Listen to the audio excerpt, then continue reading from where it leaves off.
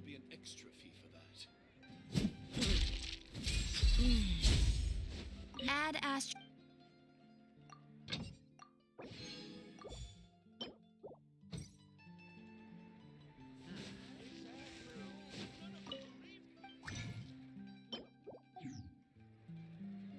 Look alive!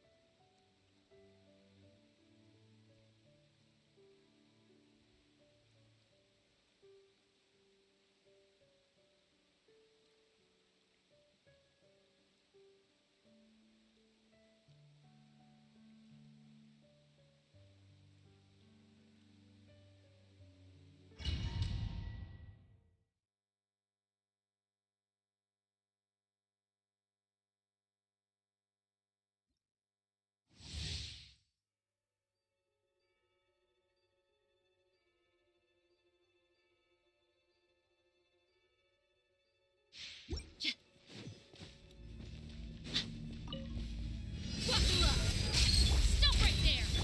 Gloves off! Let's get this show on the road!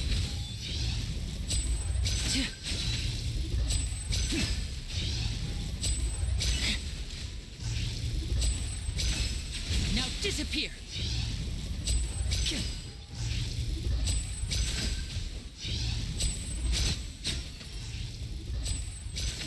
Let's get it on!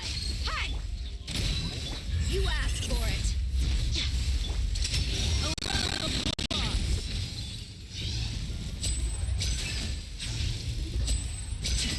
And voila!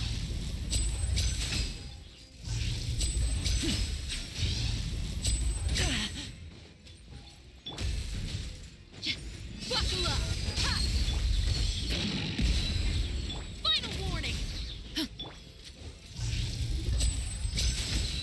Now disappear!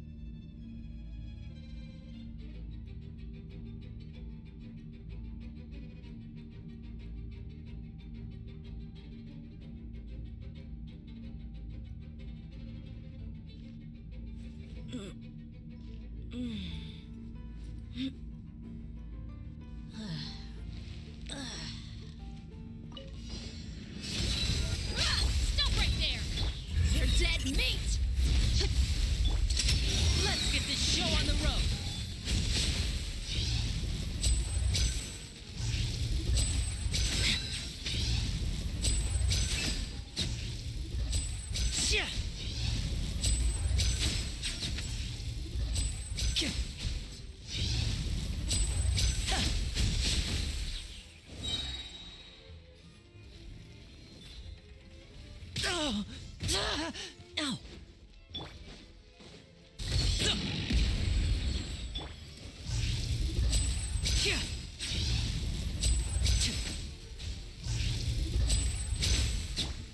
Look alive!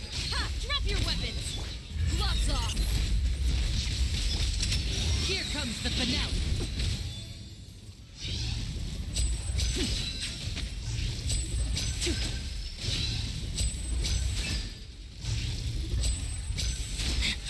Step right up.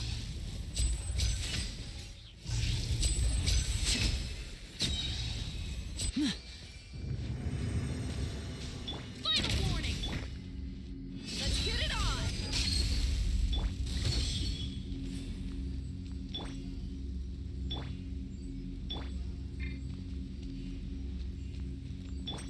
And voila!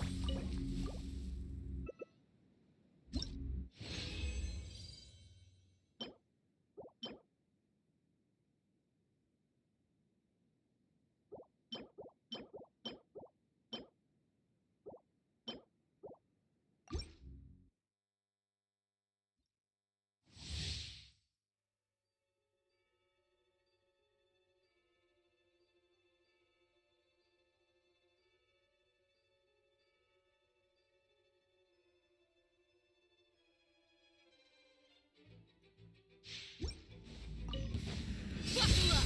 Stop right there! You asked for it! A round of applause.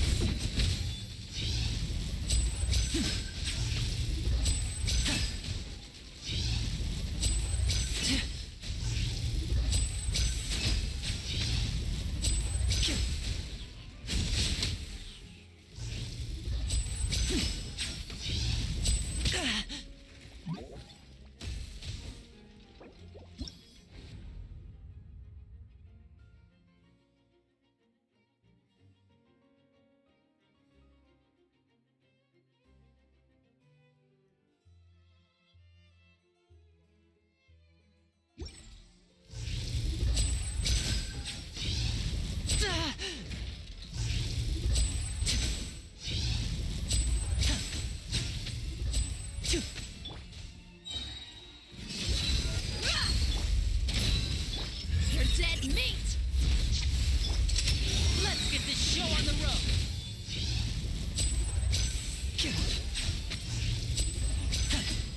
Now disappear.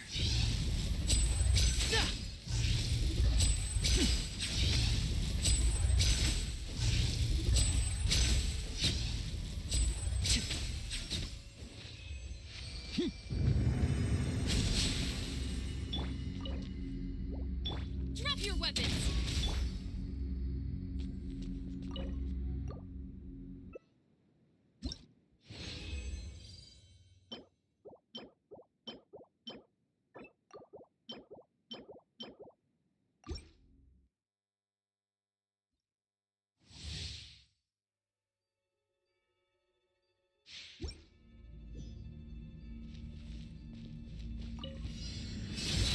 Hey!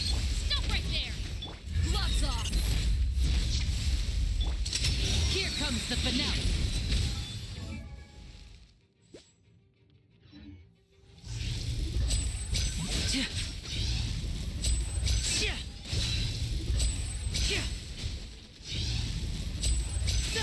And voila!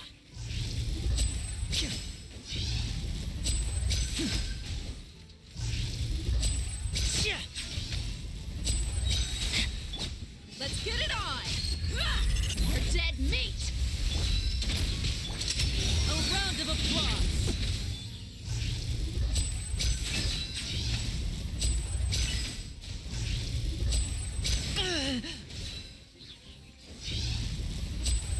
Step right up.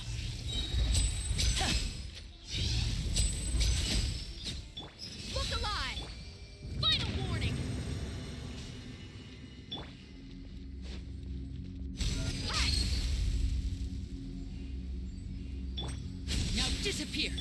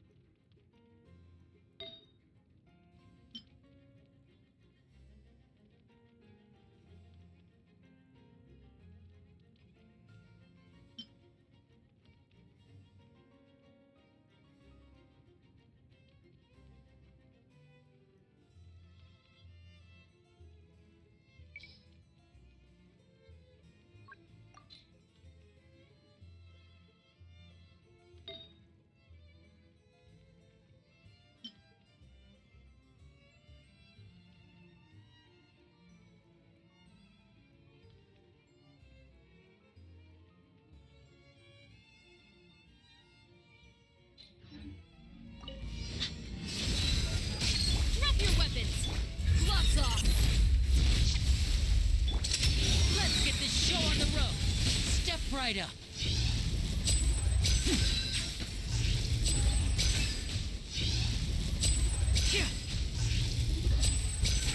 Final warning!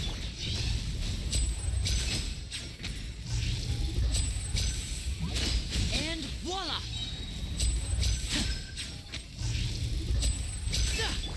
Buckle up! Stop right there! You asked for it! Here comes the finale. Oh.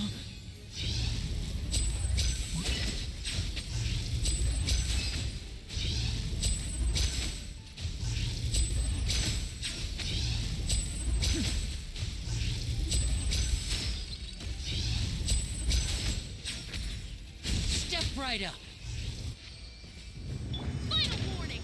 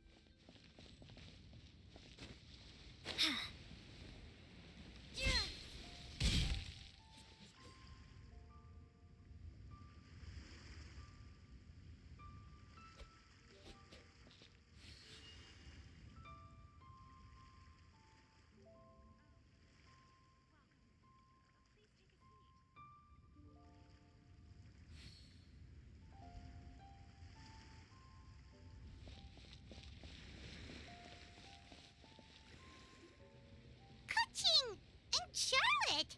Paimon never thought she'd see you two together. Nice to see you again, Traveler and Paimon. Oh, we're not interrupting anything, are we? Not at all. I wasn't in the middle of an interview or anything. I was just asking Miss Kuching about purchasing a kite. A kite? Are you buying some regional specialties to bring back to Fontaine? Well, yes. And... It seems you haven't heard yet. The theme of this year's Lantern Rite is kites. Oh, so that's why Paimon has seen so many floating in the sky. Liyue Harbor is always changing, so it is only fitting that Lantern Rite should change in turn. The Qixing believes it would benefit Liyue to build on our own cultural foundation by embracing the technologies of other nations. After all, it is said that the stones of another mountain may serve to better polish one's own jade. yeah, remember my business meeting with Tianquan Ningguang the last time I was in Liyue Harbor? That's what it was about. But all I really did was use my network to introduce Lady Ningguang to some interesting people. I'm not sure that quite counts as fostering cooperation. In the end, we decided to combine Liyue's traditional art of kite making with Fontaine's mechanical vertical lifting device. Mechanical lifting device? Sounds pretty impressive. But don't kites just use the wind to fly? Why would you need to add something mechanical? Well, you've actually just answered your own question, Paimon. How high and far a kite can fly depends as much on the weather conditions as on the skill of the person holding the string. But as soon as there's no wind, you can only flail about helplessly like a sweet flower medaka out of water. Experience doesn't matter at that point.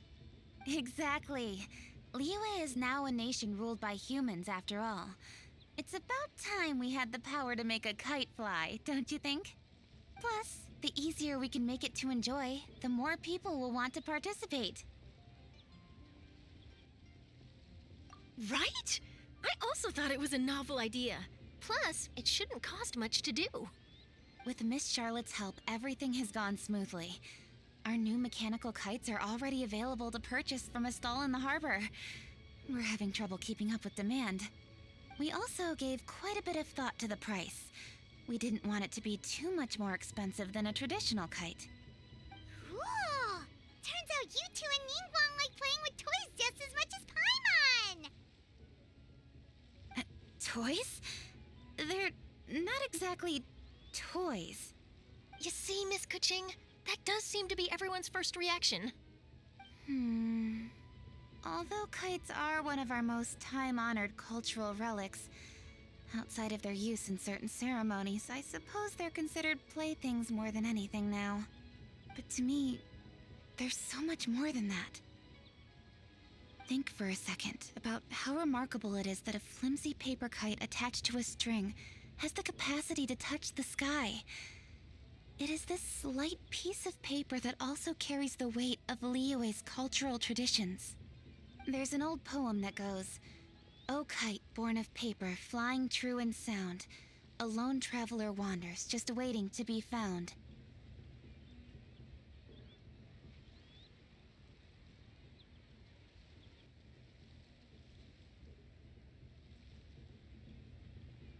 In the past, poets from Liyue used kites to symbolize a feeling of longing, or evoke the peacefulness of idyllic rural scenery. If the people of today can derive enjoyment from this activity, they will not only be more likely to better appreciate the tradition, but also to pass it down to the people of tomorrow. That's the Kuching we know, always thinking 5 steps ahead of anyone else. Well said, Miss Kuching. I've learned quite a bit myself. As long as you're willing to listen, I'm happy to share. I also know quite a lot about the various folk traditions related to kites. For example, whenever a kite blew away, people would say it was the Adepti that summoned the wind to take it away as an offering. That way, you can turn an unfortunate event into an auspicious one. What about something more fun? Do you know anything like that? More fun. Let me think. Oh, I suppose we should first talk about how kites are made. It's another one of our precious forms of traditional craftsmanship. My grandfather told me that back when he was a boy, children learned the art of kite making step by step from their elders.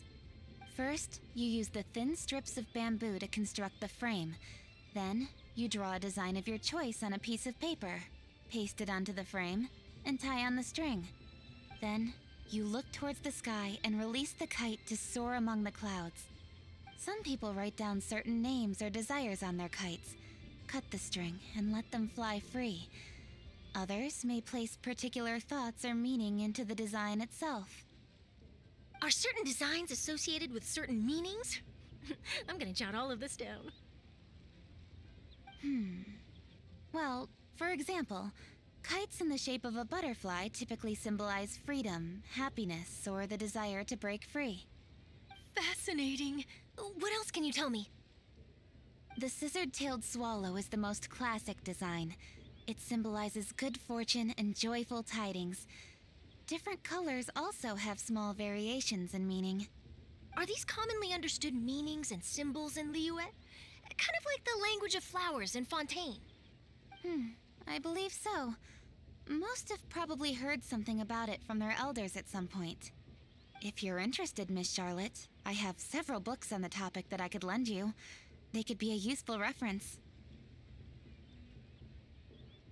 That would be a huge help! Great! Looks like I've got the outline for quite the article on my hands.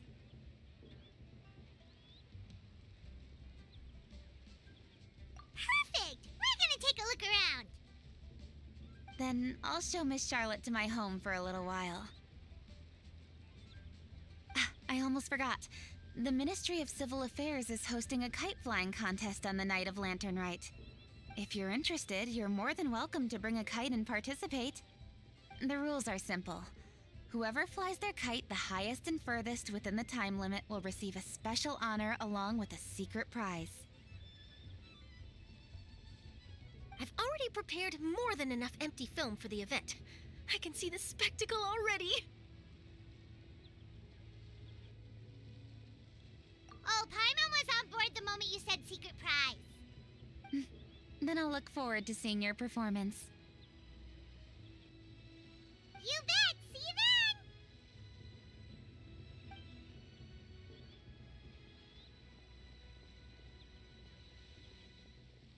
Wait, Traveler? Take a peek to your right. Do you see those two people lurking over there? Is it just Paimon? Or were they staring at us the whole time we were talking to Kuching and Charlotte just now? They seem fishy.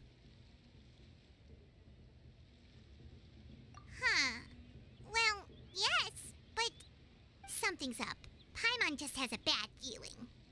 Do you think they could be treasure hoarders? They always seem to be stirring up trouble during Lantern Rite. Oh, Paimon's sick of waiting around for something bad to happen. We should strike first, you know. Foil their plans before they even begin. You go right, Paimon will go left.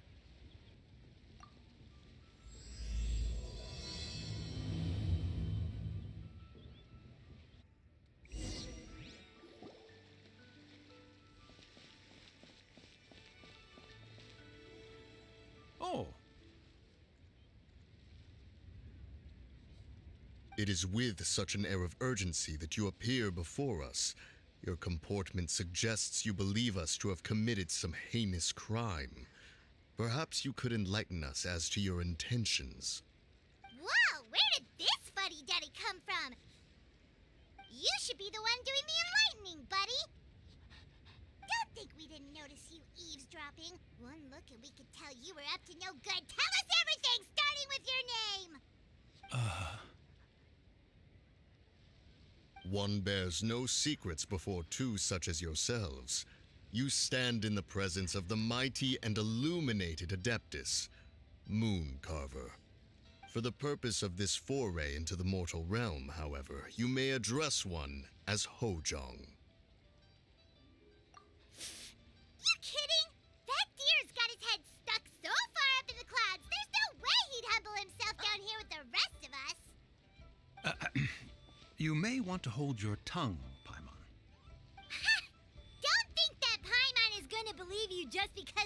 your name. Let Paimon guess. You're supposed to be Mountain Shaper, right? Indeed. Mooncarver and myself have descended upon the mortal realm for a visit. The two of you may call me Jiahu. Huh. Looks like you did your research. But in our experience, the harder you try to lead us on, the more likely it is that we've got a big fish on our hands. We'll go straight to the Millilith and have you arrested for impersonating a Adepti. Preposterous. Utterly preposterous. Right. Tell us something that only an Adeptus would know. And it better not be some common knowledge that any person on the street could tell you. During the last Lantern Rite, we gathered at Mount Hulao with Rex Lapis and made use of Cloud Retainer's supreme cuisine machine to prepare bamboo shoot soup. Perhaps you have some recollection? The flavor of that soup was more than enough to whet one's appetite. As such, Cloud Retainer assented to my use of the device beyond that singular occasion, providing other recipes to boot. Since then, one has dabbled in the pleasures of the culinary arts whenever time allows. Dabbled? Upon one's last sojourn to your mountain, did you not immediately attempt to hide the device behind a chunk of amber as soon as one's presence was known? Did one not speak up on your behalf but a moment ago? This is how you choose to repay that kindness? One is simply trying to emphasize the veracity of our claim. That does not mean you should reveal personal matters so readily. They might think one bears no difference from Cloud Retainer.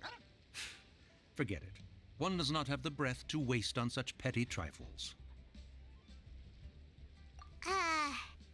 That might have been more detail than we needed. Seems like you two are the real deal, and Paimon's sorry for suspecting you. But, for beings as forgiving as yourselves, this is just water under the bridge, right?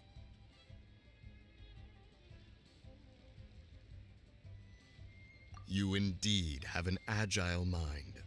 Cloud Retainer was not mistaken in her high estimation of you. Paimon's still curious about something. It's just... Paimon can understand why Mountain Shaper is here, but why did you decide to come to the city, Mooncarver? It's not really your thing, is it?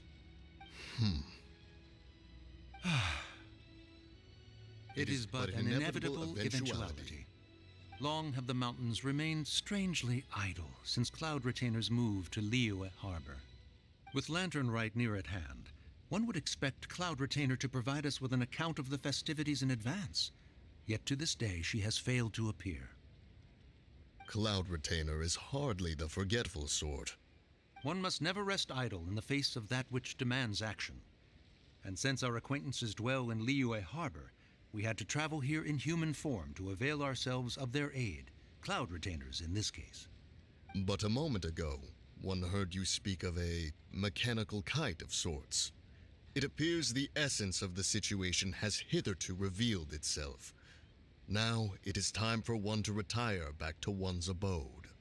Huh. So, you're not looking for Cloud Retainer anymore? Perhaps there are aspects of Cloud Retainer's temperament that remain opaque to young Paimon. Given one's understanding, one can only imagine the anger that now consumes her. Cloud Retainer is of a proud and arrogant disposition. She holds the belief that her skill in mechanics surpasses that of all others. One can be quite certain it is hardly with an open mind that she regards the arrival of this new technology. One surmises that she has shut herself away, refused all company, and buried herself in the study of her own creations. To call on her would only invite her rebuke. However, if you do happen to cross paths with her over the next few days, do pass along one's regards. Sure, leave it to us. Have a safe trip back, enjoy the scenery, and happy Lantern Rite! Thank you for your kind words. We shall now depart. We got all worked up for nothing, huh? All that trouble and it turned out to be people we knew all along. Well, it's still pretty early. Let's head over and check out the kite stalls. Paimon wants to see what kinds of kites we can buy to use in the competition. The bigger and prettier, the better.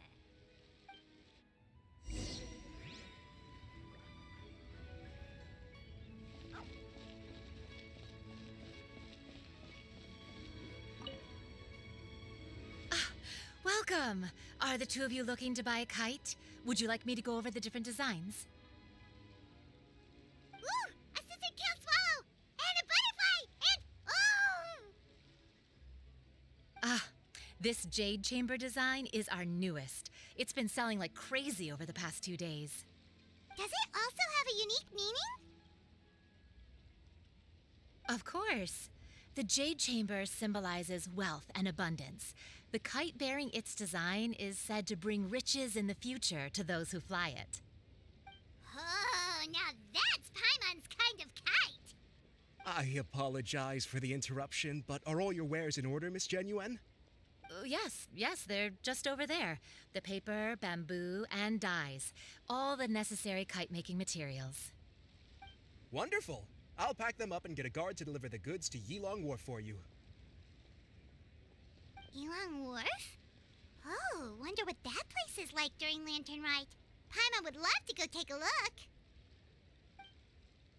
Well, if the two of you are interested in going to Yilong Wharf, then could I trouble you to find Gaming and deliver these goods together? Is Gaming the guard you just mentioned? Well, yes. The communications office handles shipments and transports around Liyue. He works for the Secure Transport Agency, one of our sub-organizations. The problem is, many of my colleagues have taken leave during Lantern Rite to spend time with their families. So, our available workforce has seen a dramatic decrease recently. If you were willing to help out, then I could get a head start on my next appointment. You do seem really pressed for time. Oh, wonderful! You will, of course, be compensated for your efforts. Now, at this time of day, Gaming should be somewhere in the vicinity. Just follow the main road until you see the head of a Wushu dance costume. Should be on your right. Be sure to come back if you'd like to buy a kite. I'll even give you a discount.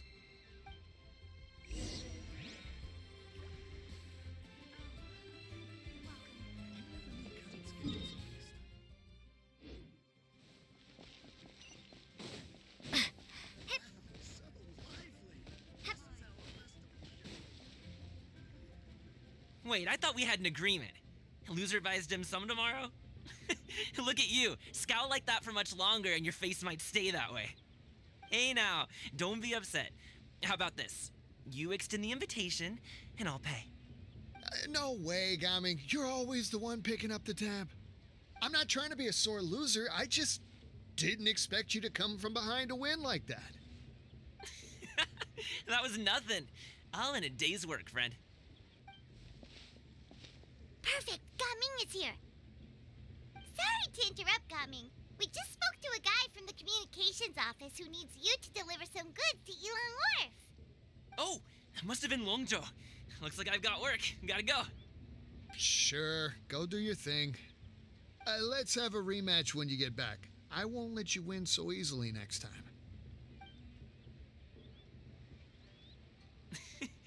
Alrighty, you can hand the goods over to me. Must have been heavy hauling them all this way. Let me take them off your hands. It wasn't that bad. It's just some kite-making materials. Plus, we didn't have to walk very far. Kite-making materials. I see. I'm glad it wasn't too much trouble, Paimon. Still, I owe you one. Ah, and you must be the traveler. It's nice to meet you. Thanks for your help. Huh?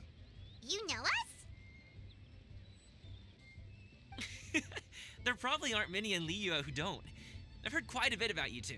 You're quite well known around these parts. Oh, and please excuse Longzhou if he forgot to thank you. Take my thanks in his place. He's a good guy. He's just been super busy lately, running around from place to place. Don't be too hard on him, yeah? So, you here for Lantern Rite? Yep. It's always so lively this time of year. We were actually hoping we could tag along to Yilong Wharf and have a look around. Perfect! We'll go together then. I'm good with directions, so just follow me. Trust me, I know my way around. We can exchange stories, tell jokes, or just chat along the way. Oh, and there are a couple of good places to eat along our route. We can stop and grab a bite when it's time. The ingredients are fresh, the portions are generous, and the prices, Won't break the bank. You can order anything, and I promise, you won't be disappointed. Order anything?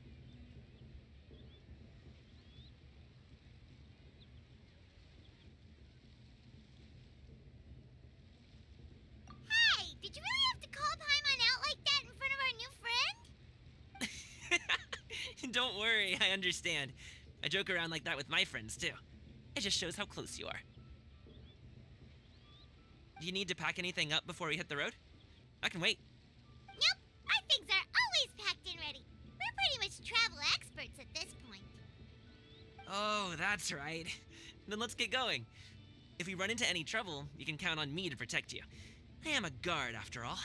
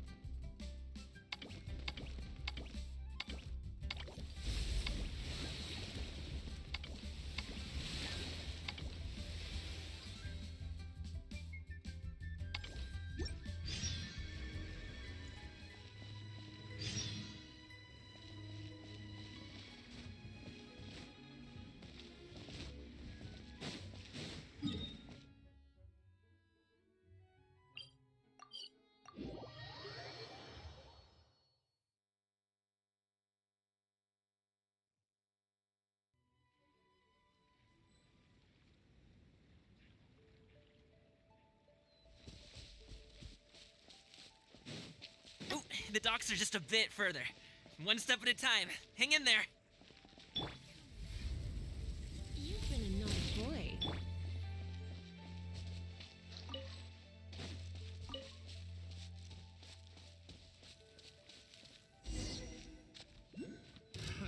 Wait!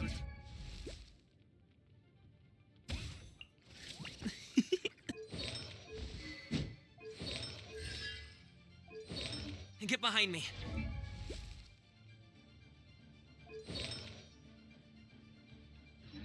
I'll handle this.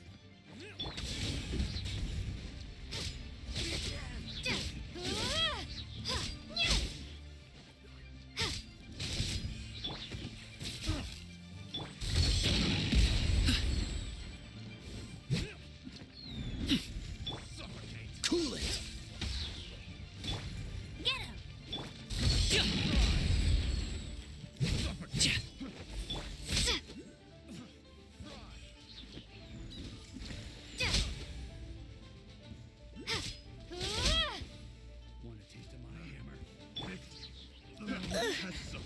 Don't get frostbite. Dodge this.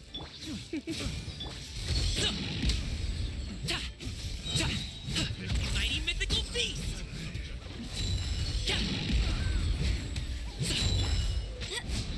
Cool it.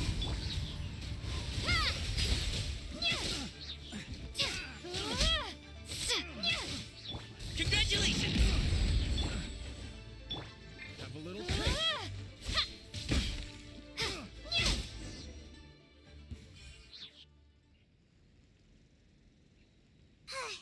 Seems like we really can't go anywhere without running into treasure hoarders, can we? Yeah, it's not uncommon for deliveries to get intercepted. That's why this job needs guards like us. Paimon was impressed by your moves back there. You seem like a real pro at your job. Oh, that's not a skill I learned on the job. It's just a hobby. Have you ever heard of wushu dancing?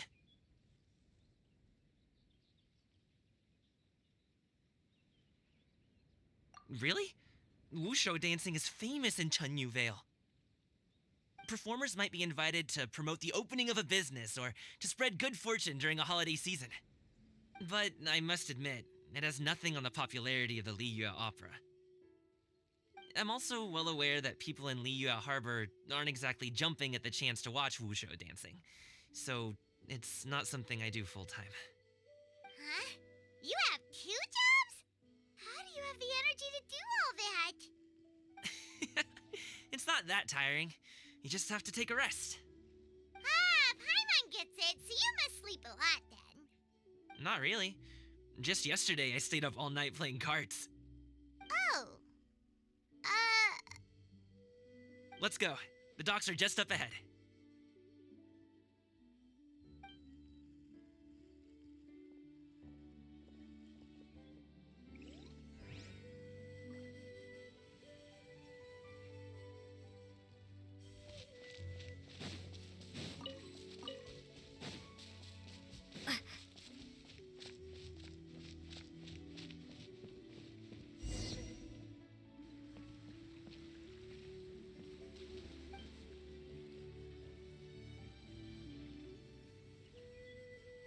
Finally, we can rest. Ooh, Paimon's shoulders are so stiff. And her stomach so empty. Sorry. Did I push the pace a bit too much? I mean, you were the ones who said you were travel experts. Leo is just too hilly. Floating up and down so much. Where's Paimon out? Oh, Paimon was finally satisfied and now her poor stomach's empty again. Aw, would you like some winter melon cake? I have some on me that I bought from a store. Yes, Paimon will take all you got. You might want to pace yourself there, or you'll be too full to eat a proper meal later. Paimon never gets too full. Just like you apparently never get tired, no matter how far you walk or how many jobs you work. Ah, I see. Then here you go, Paimon. And for you, traveler. Enjoy. And here's some for you too, Uncle Bosu. Don't think I forgot about you, my friend. I'll just set it to the side here for you.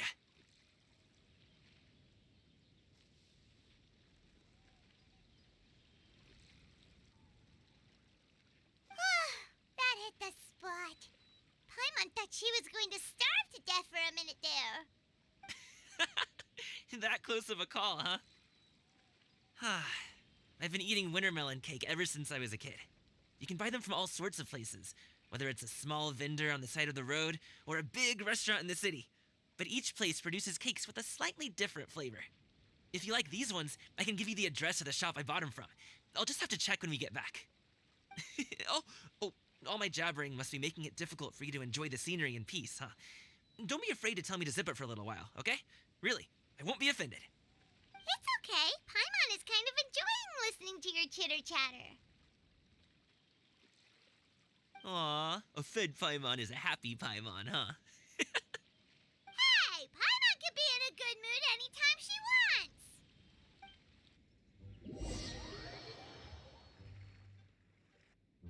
Need some fresh bamboo for this.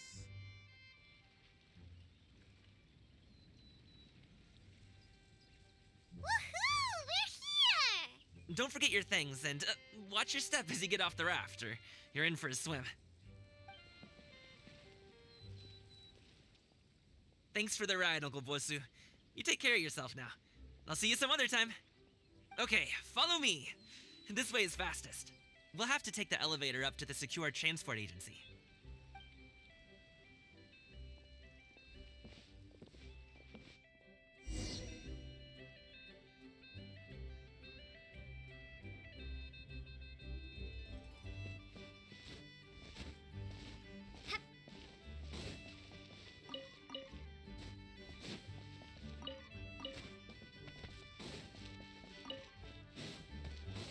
Tea eggs, tea cakes, refreshing refreshments.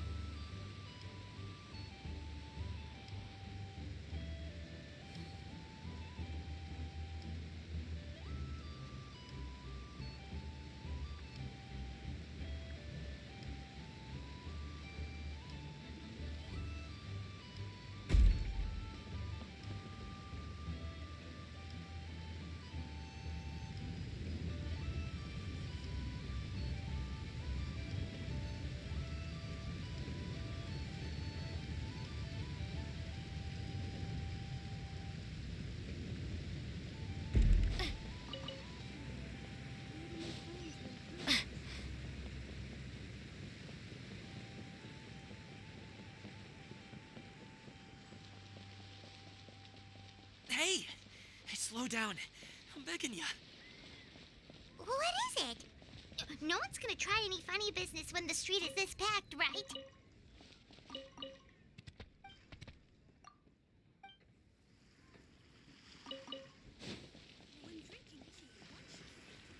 Sure would be nice.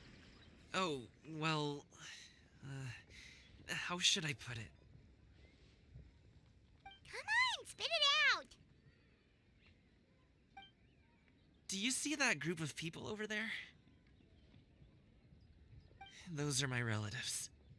Wow, you sure have a big family.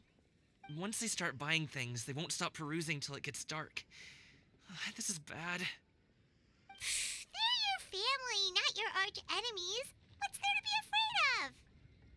Unless... Oh, did you do something horrible to them? No, it's not that. I'm just not that good at dealing with my family. It would be best if we could steer clear of them. I'll explain more when we have the chance, but right now, we've got a job to do. The left side looks pretty packed. Let's go straight. Slow and steady wins the race.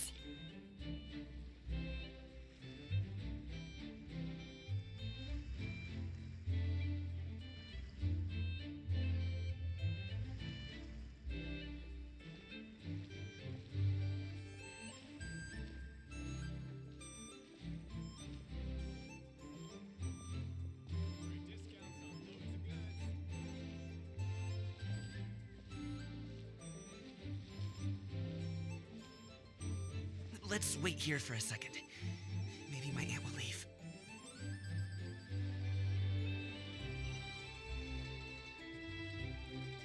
Hello, dear guests.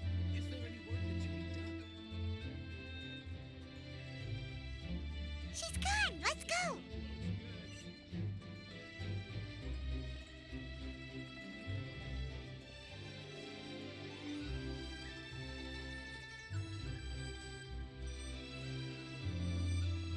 Turn left. Run!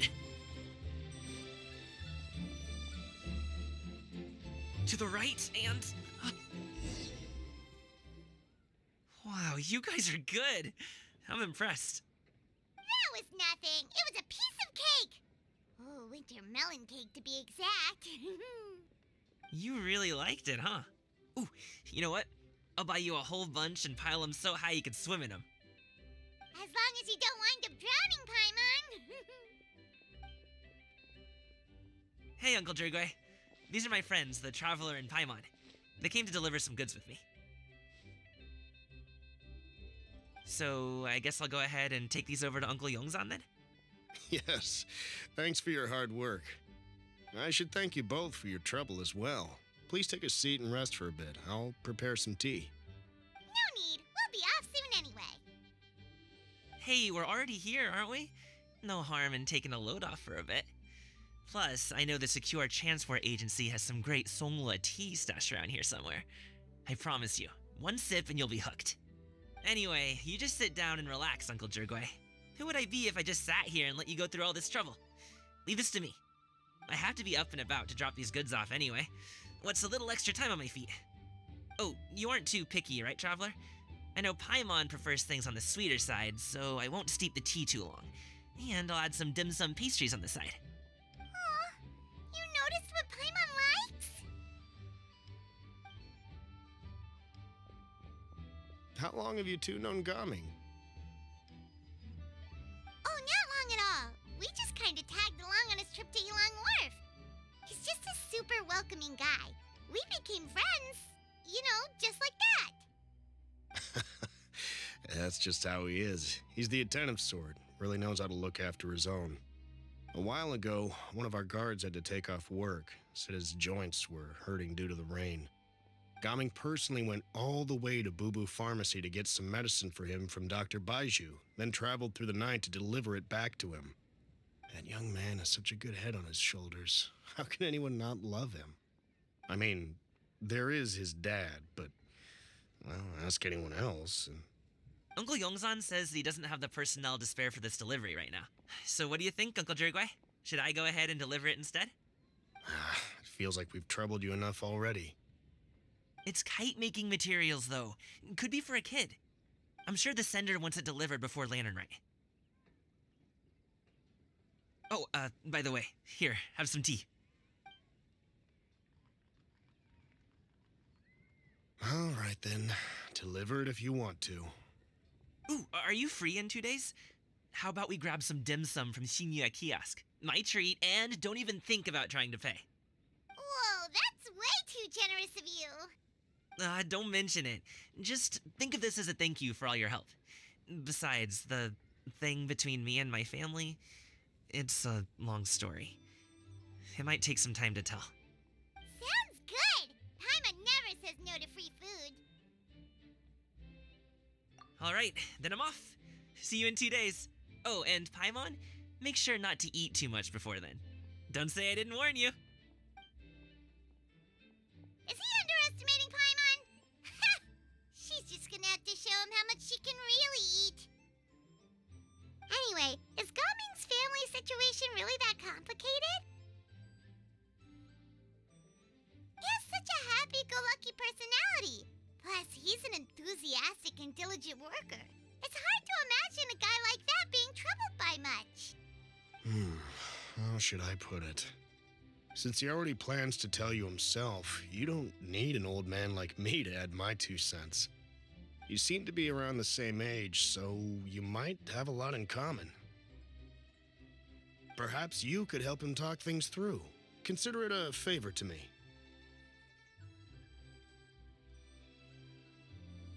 If you have the time, maybe you can make a little flag for us to wave about. It can say, "We provide aid in spades."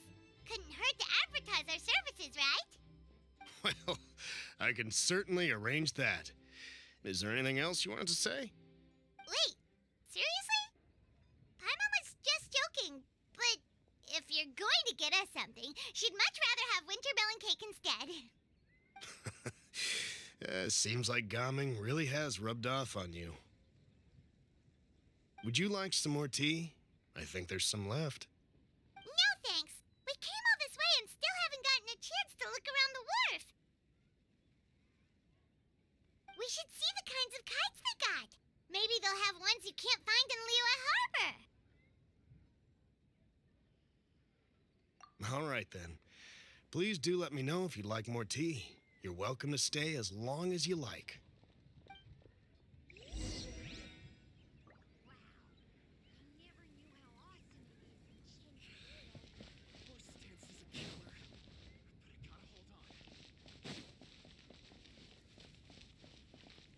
Solid practical training can you unleash real punches.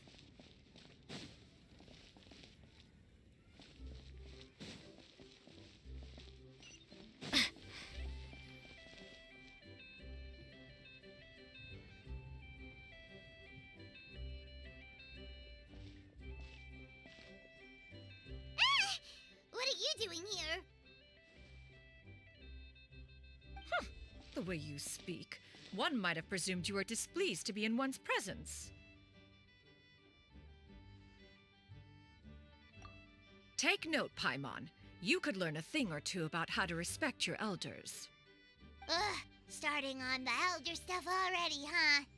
Shouldn't you be back in your cave tinkering away at some kite-related thingamabob or something? What brings you out here? And what's with that huge box next to you? Ah! Paimon gets it. You're here to do some shopping, aren't you? And what of it? The Qixing's decision to integrate Fontanian technology into said kite-flying competition is of no consequence to oneself. Did you expect one to willfully compete against the whimsical trends of worldly sentiment, or perhaps even fall to petty sulking over such? It's not that we think those things exactly. That's just what Mountain Shaper and Mooncarver told us. Or Tia something and Ho. Paimon can't be bothered to remember what their aliases were called. Anyway, they went to Liyue Harbor to look for you. They even asked us to pass along their regards if we ran into you. Oh, huh. Tia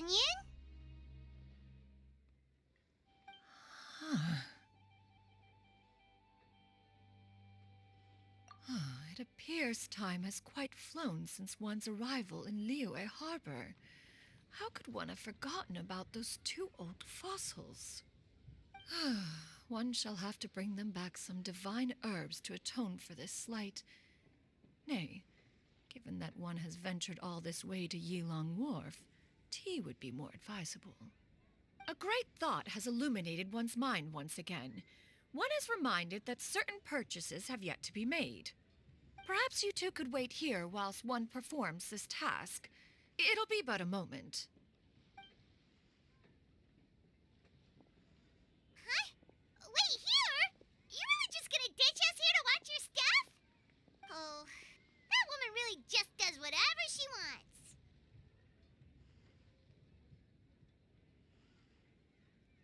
Hey, not you too, Traveler! Oh, all this Paimon ditching is super not appreciated. Just come back soon, okay? Paimon doesn't want anyone to try and steal his stuff. Welcome. Please have a look around. We only sell teas of the finest quality, sourced directly from Chaoying Village. Might I recommend the Sunglo variety? It's one of our specialties. Now, that sounds promising. One will bring some back for those old fossils, and all will be well. 2 boxes will do. Wonderful. By the way, we're actually running a special Lantern Rite promotion. Buy 3 boxes, get 10% off. 4 boxes will net you 20% off. 20% off 4 boxes. This merchant strikes a fair bargain. One might as well give some to Morax and Ping, too. Then 4 shall suffice. I see. Are you intending to give these as gifts? If so, perhaps I can interest you in these exquisite gift sets. Buy 10, get half off. Look at the magnificent design, and the red ribbon gives quite the festive flair, don't you think? Such a gift would be sure to impress any lucky friend or family member. 10 boxes. Seems rather excessive. But if one factors in the Conqueror of Demons and one's disciples... 10! A nice round number, don't you think? Of course you do. I'll even shave a little extra off the price for you. That is agreeable. One will, I will have these boxed up then. Of course, right away. I see you have quite the eye for fine items, mademoiselle. Perhaps some of my wares might also be of interest to you. I'm a toy merchant from Fontaine. You'll get nothing but the finest and most intricate clockwork toys Mora can buy here. Each one sure to be a source of endless amusement.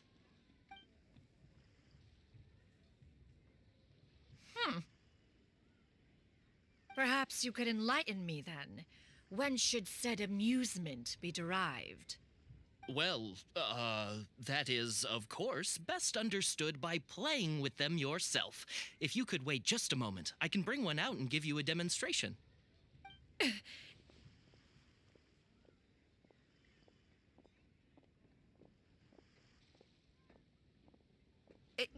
There is no need for that. Mademoiselle. Give me your newest and finest model, and be sure to package it securely.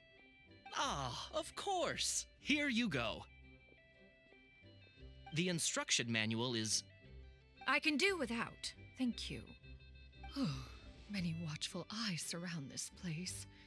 If one were to be spotted purchasing a mechanical toy such as this, a child's plaything no less, it would only invite scandal. There is no harm in bringing it back to study in secret.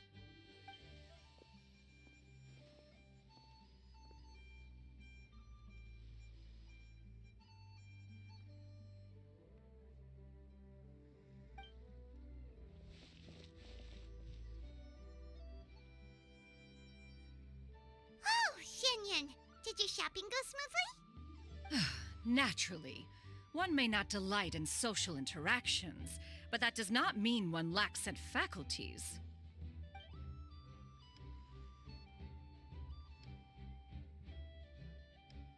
And you two? Are you not here to purchase things? We just haven't had time yet. It doesn't look like there are any kite stalls around Yilong Wharf. But it does look like there are lots of goods from Fontaine. You are also planning to participate in the kite flying competition, then? One means to say, you along with all the other youths. One has been entreated to share one's kite-making expertise, and indeed there was little one could do about such persistent supplication. One moment energetic and earnest, and dejected the next. One had no choice but to acquiesce to these requests, and thus, one will be organizing a kite-making workshop to provide personal instruction in this art form. Oh, who will be participating then? Shuyu, Shenhe, Ganyu, and Yayo. Wow, that's quite a few people. Also, this is all pretty well, Xianyun, but it's not like you have to make your own kite to participate in the competition. You can just buy one ready-made and call it a day. Ha! You speak of those equipped with the mechanical lifting device, do you not? "'Tis nothing but a crude piece of mortal machinery. The mechanism that one has developed was the fruit of millennia of meticulous study.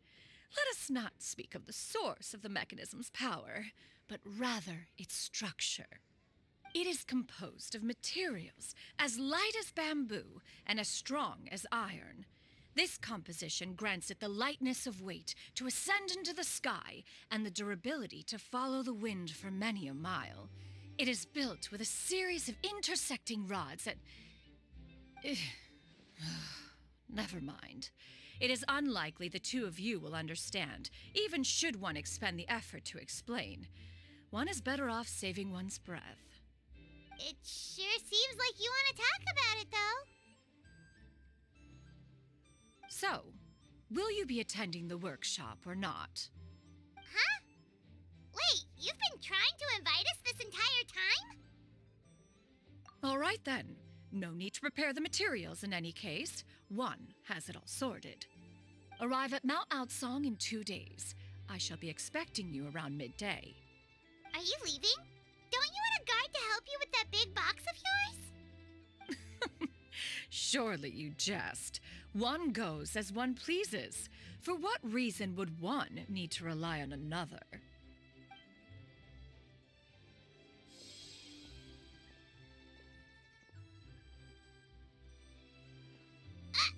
It can float? What kind of invention is that? One calls it the floating toting device. Huh. She seems pretty proud of that one. Look at her walk down the street. She seems so confident, but everyone around her is looking at her all funny. Paimon wonders... never mind. But anyway, that box of hers seems to be full of those mechanical lifty thingamabobs. Not that Paimon was peeking or anything. She just, got a bit unsteady for a second and accidentally brushed the embroidery on top. And wouldn't you know it, all the stuff inside almost came bursting out. Paimon even went out of her way to keep it all together. All Paimon say is that Xianyun sure does try hard to save face. What did she call it again? A crude piece of mortal machinery? Paimon bet she just can't wait to take it apart and see how it's made. Totally. We should probably act like we didn't see anything, though. You know, in consideration of her feelings and all. After all, that is the propriety with which one should comport oneself. When it comes to an elder, right?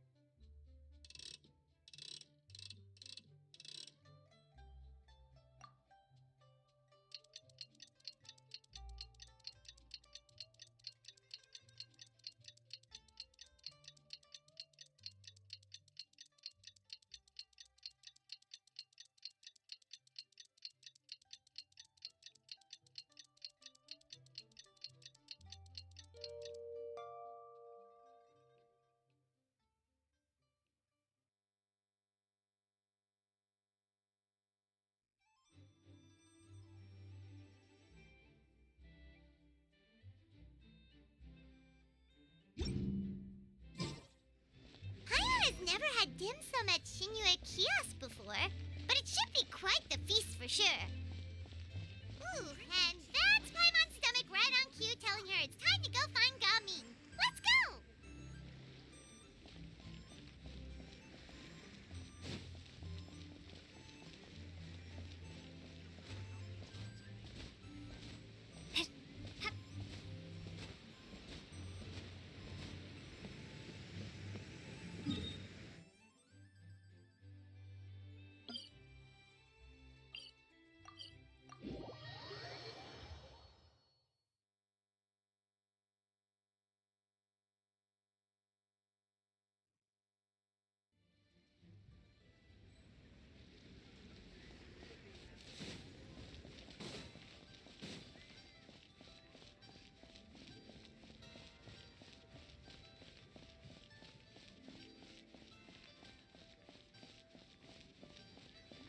Senua Kiosk.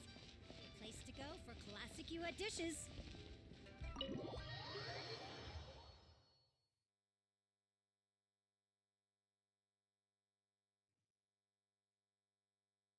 Oh, you're here early. I just ordered. The food should be out in a second. Sit down, sit down. Let's all take a seat! Here, hand me your cups. Oh, thank you! Wait, you weren't supposed to drink that, Paimon. That was for you to rinse your utensils. That's a thing?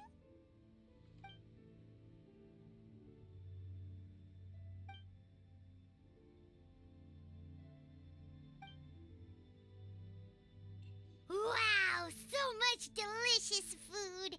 Do you really eat all this just for breakfast? That's just how we do it where I'm from. Most of the time, though, I don't eat lunch after dim sum. Oh, that's good to hear. Paimon doesn't need to worry about holding back then. Eat! If it's not enough, we can always order more. Oh, and there's tong soy coming as well. I don't usually have that in the morning, but, well, since everyone's here, I just had to order it. What about you, Traveler? Is the food to your liking? Want some more seafood kanchi? Let me refill your bowl. Paimon's gonna take you up on that. Fill it up nice and full and make sure she gets a few extra shrimp. Thanks!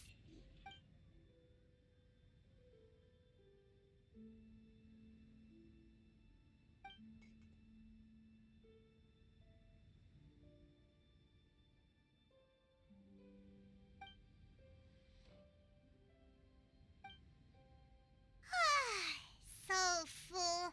That meal was so satisfying, it even gave Paimon some extra brain juice. Oh, listen! Paimon's figured it out.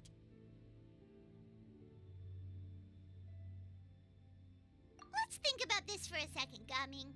You invited us to this awesome restaurant and ordered a whole table full of expensive dim sum just for the three of us. Well, you must be hiding the fact that you're some young master from a rich family. That would explain why you try to keep your friends and family away from each other. Are you confusing me with Xingqiu? Huh? You know Xingqiu? You sure know a lot of people.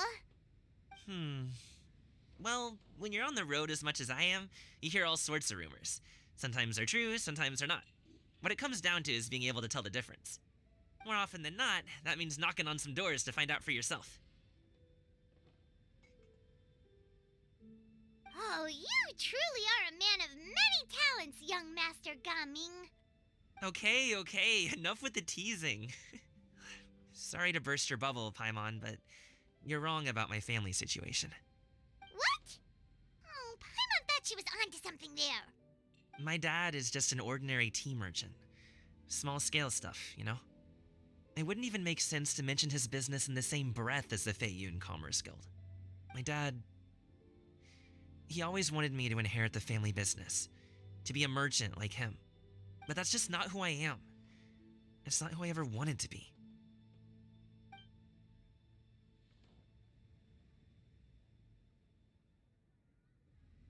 Have you ever talked to him about it?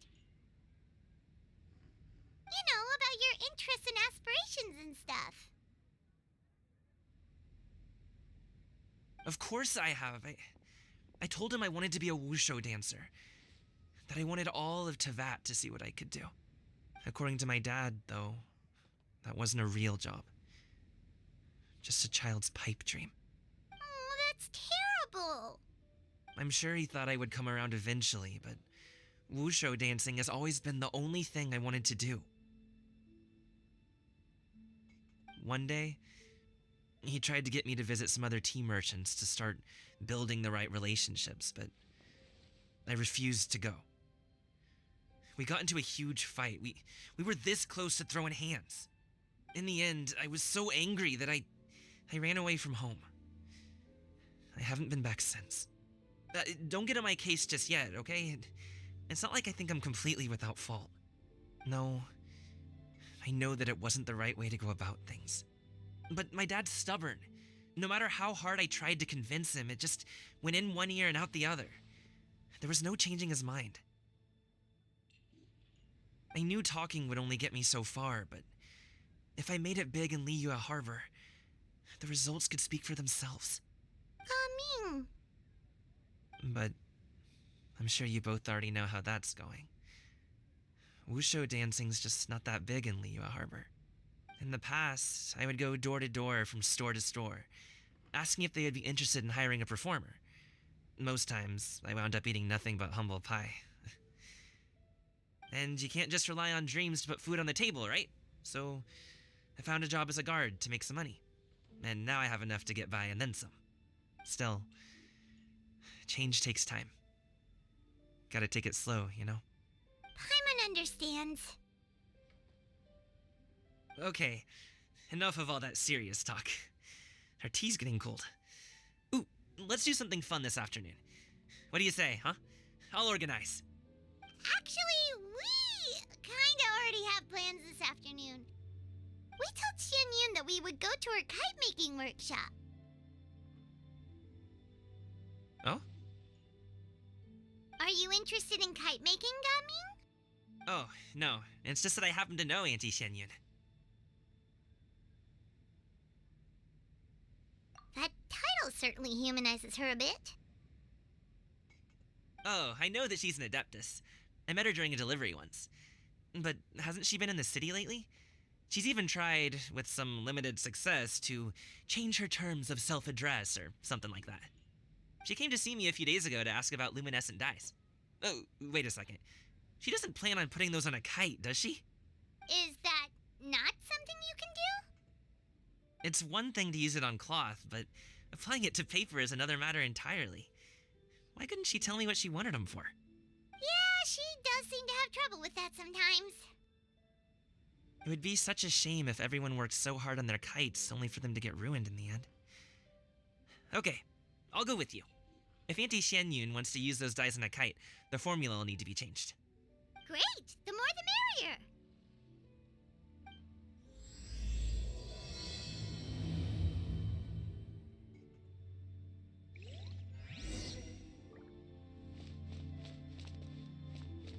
You're in for a little shock.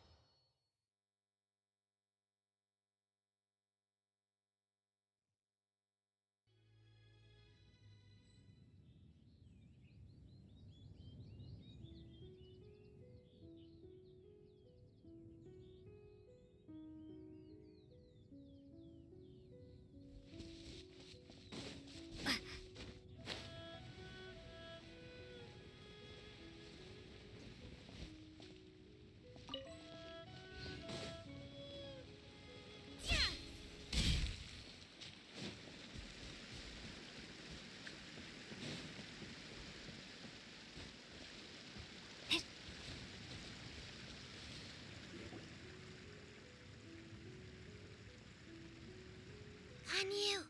Ganyu! Come on, wake up! Some friends have arrived! Hello, friends.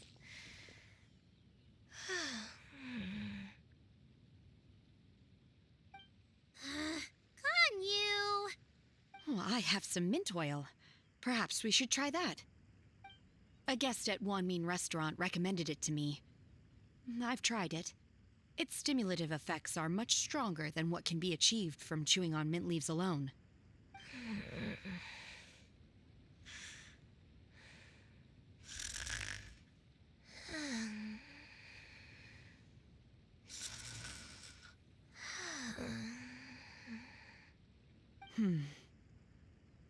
Apologies in advance.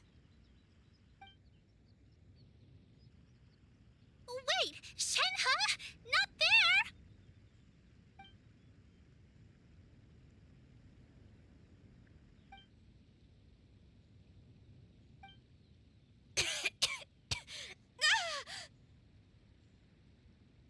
See? It worked. She's awake. Are you okay, Ganyu? Do you need some water? Or maybe something to eat? I'm fine. I just feel chilly all over. Huh. Was it that effective? Chilly, huh? Master always says a cool head leads to a calm heart.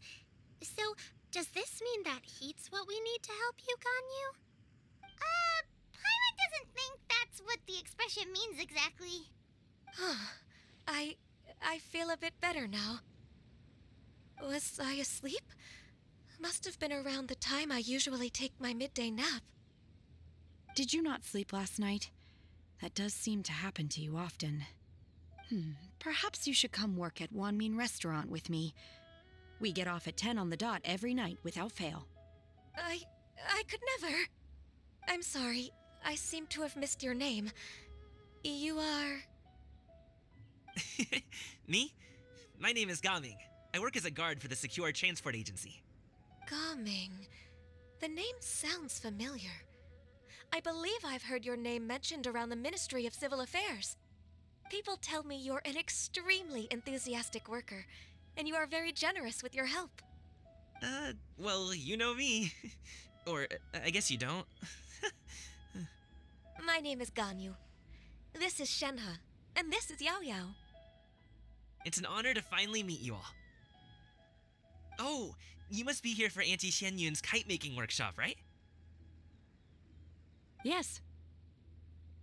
I have neither made nor flown a kite before. As long as Master is willing to teach, I am willing to learn. Me too. I want to participate in the kite flying competition with my best friend. Plus, it's more meaningful if you make the kite yourself, right? Your best friend didn't come with you? Well, Chi-Chi's been super busy helping Dr. Baiju lately. I'll meet up with her later and give her a huge surprise. Oh, I also brought bandages and ointment with me today. It's easy to cut yourself when working with bamboo, so I thought I should come prepared. Wow, you're really thoughtful. As for myself, I'm afraid I lack some of my companion's enthusiasm. I was originally planning to buy a ready-made kite and just enjoy the festive city atmosphere with everyone. But Cloud Retainer is always going out of her way to look after her juniors, wanting us to have the best there is. She always puts us before herself. It was so thoughtful of her to arrange this workshop, so I simply couldn't let such consideration go to waste. My motivation for being here might be a little different, yes, but I'm ready to put in just as much effort as everyone else. Well, we're all here, but where the heck is Xianyun? Shouldn't she be here by now? Who is it that speaks of oneself in such an ill-tempered tone? Oh, come on! You clearly heard Paimon! Master stopped to buy grilled tigerfish to share with everyone. Come get it while it's still warm. Oh, Paimon, sorry, Miss Illuminated Bird! Paimon always knew you were the smartest, coolest, and prettiest Adeptus. Someone as wonderful as you is sure to have brought enough for Paimon as well, right?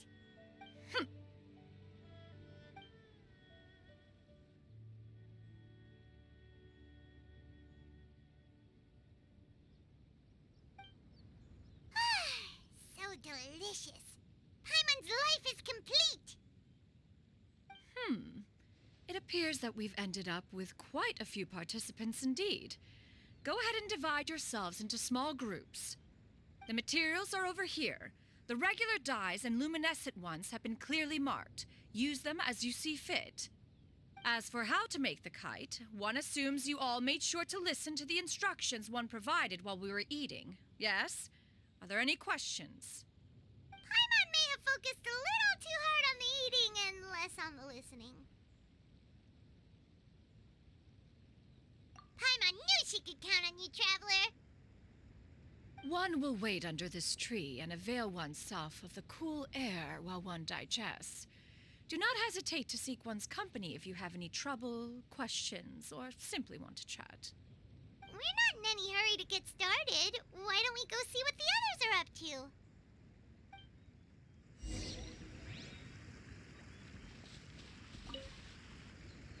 Hey, Gaming! Want to team up? Huh? I have to participate? I thought I'd be done for the day after adjusting the dye formula. You're that unenthused by kite making, huh? That doesn't seem like you. No, it's not that. It's just... it would take too long to explain. I guess I'll just make one then. What shape should we go with? How about a butterfly?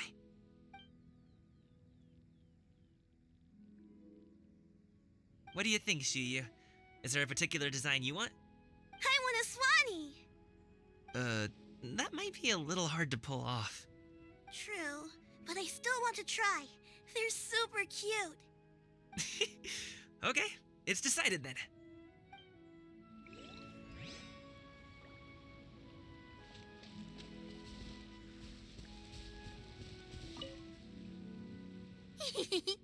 Auntie Cloud Retainer, look! Am I doing it right?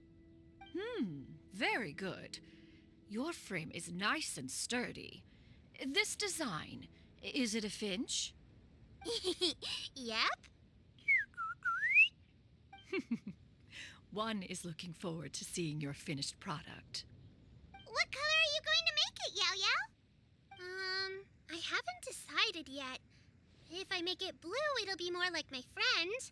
But if I make it gold, it'll be more like me.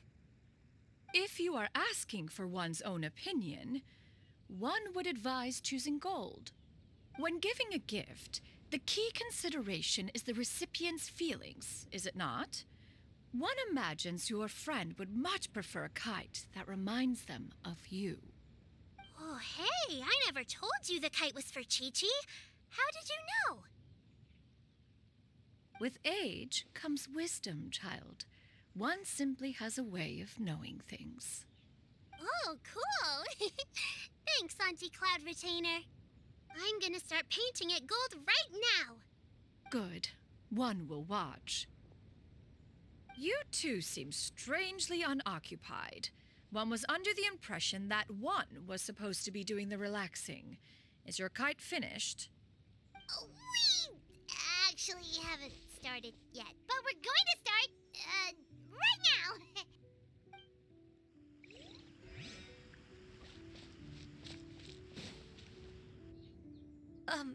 Shenhe, it would be great if you could refrain from putting things on my horns from now on.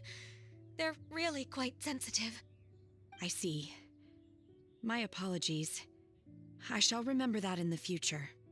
Thank you. No harm done. Good.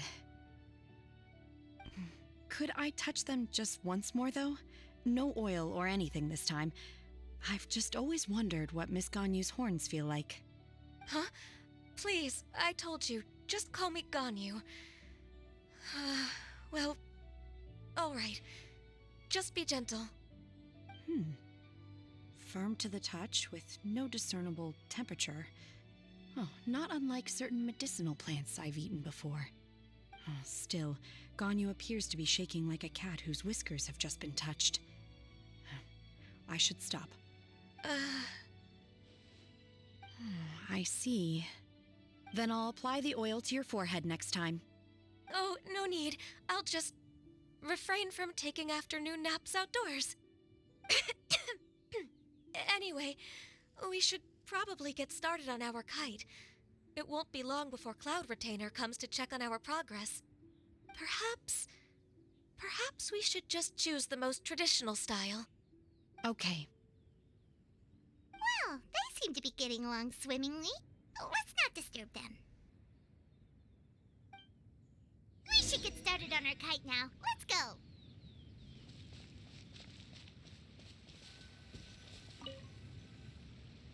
First, we have to decide on the shape. Hey, what are you laughing at? Oh, that's not a completely crazy idea.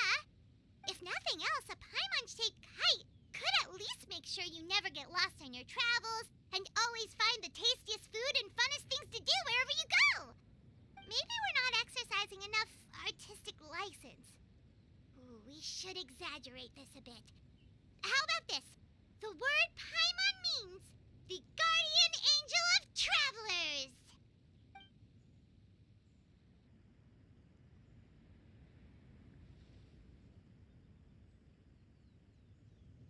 Now, what expression should we give her, since the kite is going to be flying super high in the sky?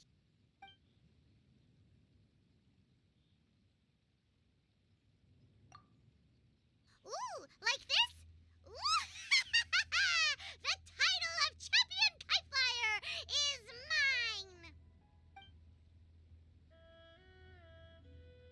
Now that we've decided, let's make it happen!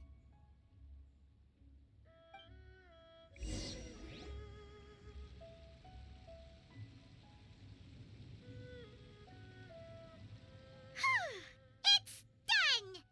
Paimon has to say, Kai Paimon might even rival real Paimon in terms of cuteness. Now we just have to attach the string, right? All right, gather around, everyone. Oh, Shenyun's calling us!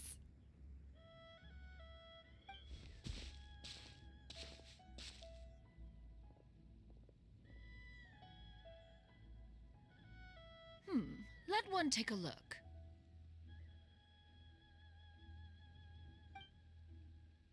Wow! Ganyu and Shenhe made a scissor-tailed swallow! It's so pretty. Yep.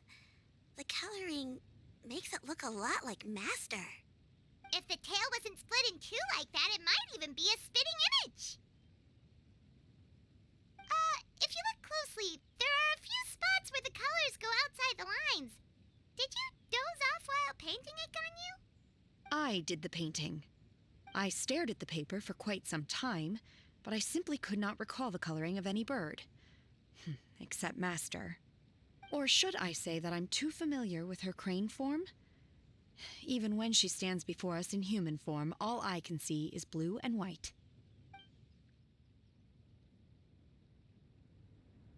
Oh, well, now that you mention it, Paimon can see it too. Exactly. So I simply closed my eyes and painted from memory. No way. You can paint with your eyes closed? Wow, the disciples of Adepti really are something. You are most filial, Shenhe. One is flattered by the likeness. The Swanee that Gaming and Shuyu made looks very majestic. I'm sure it'll look even more impressive as it soars through the sky. The eyes and ears glow in the dark, so you're sure to see it at night. Your golden finch is cute too, Yao Yao. It's all thanks to Auntie Cloud Retainer's guidance. What about your kite, Traveler? Ta-da! Here it is! Its self-important countenance bears a striking resemblance to that of its namesake. It makes her look like she's already won the competition. Well, that's gonna happen one way or another. Is that the Jade Chamber? Oh?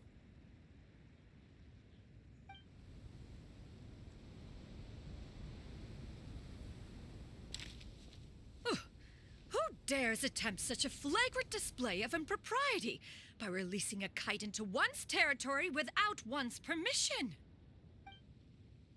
Oh, and to do so by making use of this crude piece of mortal machinery.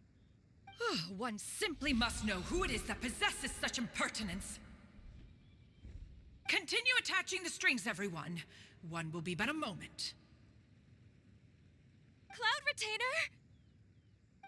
Traveler, Paimon, could I trouble you to go after Cloud Retainer? Master's going to be okay, right?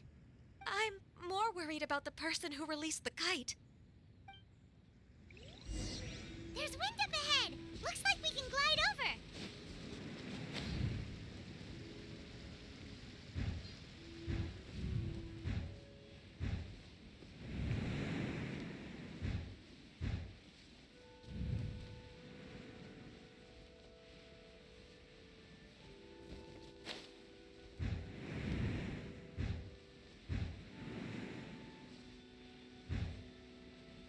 It's right there!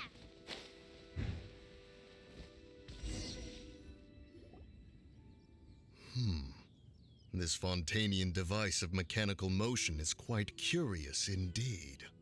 Now is hardly an opportune time for your musings. Someone among us was not sufficiently attentive, and now the kite has vanished. Calm yourself. Do you have any recollection of its last location? One believes it drifted in the direction of Mount Outsong. Perhaps it is mere happenstance, but one feels a certain sense of dread at the thought. Your concern is misplaced, surely. Cloud Retainer is either in the city looking after her disciples, or secluded in her abode attending to her research. She will not notice that kite. On the subject of said kite, however, one simply must remark on the genius of its windless lift technology. One cannot help but surmise that its ingenuity rivals that of Cloud Retainer's creations. Still thy tongue. If Cloud Retainer were to hear you profess such a thing, we can both say farewell to any further use of the Supreme Cuisine machine. One presumes that this kite belongs to you. Huh? Regard the situation with which we are now confronted. This is all your fault. One's fault? One seems to recall that releasing the kite was no solitary endeavor. Say something, Mountain Shaper. Surely you can think of something to appease her. Further explanation shall only fan the flames of her wrath. It would be better to stay silent and retire at the earliest opportunity. We can hardly avoid her forever. That may suffice during Lantern Rite. But what about the Moon Chase Festival? Sooner or later, she will discover our true identity. Hello? Go retrieve the kite. Absolutely not. You retrieve it. That is not our kite. Oh, so an adeptus such as oneself is mistaken then? Ah, you're an Adeptus? Please forgive us for any impropriety. I truly possess no inkling of who could have released a kite into your esteemed domain. Pray, who could be responsible for such wanton behavior? Verily, verily, we were but delighting in the surrounding scenery. This locale is home to such exquisite... mint! Well, and if that's all, then we'll just be on our way. We finally caught up. You sure do fly fast in your illuminated bird form, Xinyan. Mooncarver? Mountain Shaper? What are you doing here? You? Okay, now Paimon's getting a weird vibe. Did she say something wrong? It is of no consequence. Long has one seen through their disguises. One was simply curious as to how long they would keep up the act. Then you are not angry? How could one feel anger at the sight of two old friends enjoying themselves? One is also well aware of how enticing these city novelties can be. We were simply consumed by a fit of festive spirit. Seldom do we get the opportunity to partake in the delights of the times. However, we are far from being as adept as you in matters that require a deftness of hand. No worthy kite could be born of our own making. Thus, we could only take the convenient route, so to speak. Your prowess in mechanics is unparalleled, Cloud Retainer. You wield the wind and waves themselves. Your singular talent stands unmatched across the land. Of this, we are well aware. One has guests to attend to. We will have to convene again some other time. Traveler, Paimon, do try to keep up. We're leaving already? All this flying from place to place is wearing Paimon out.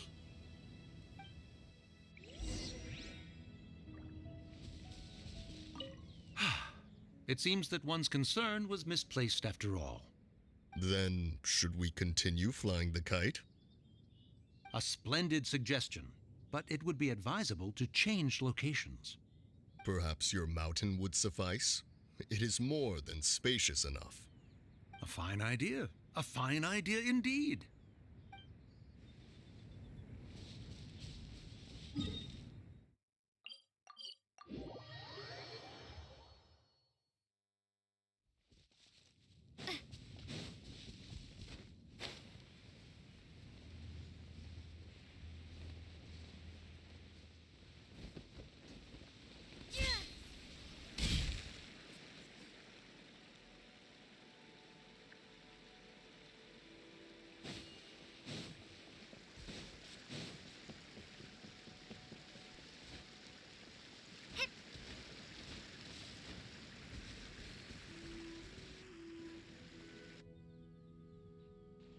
They're back.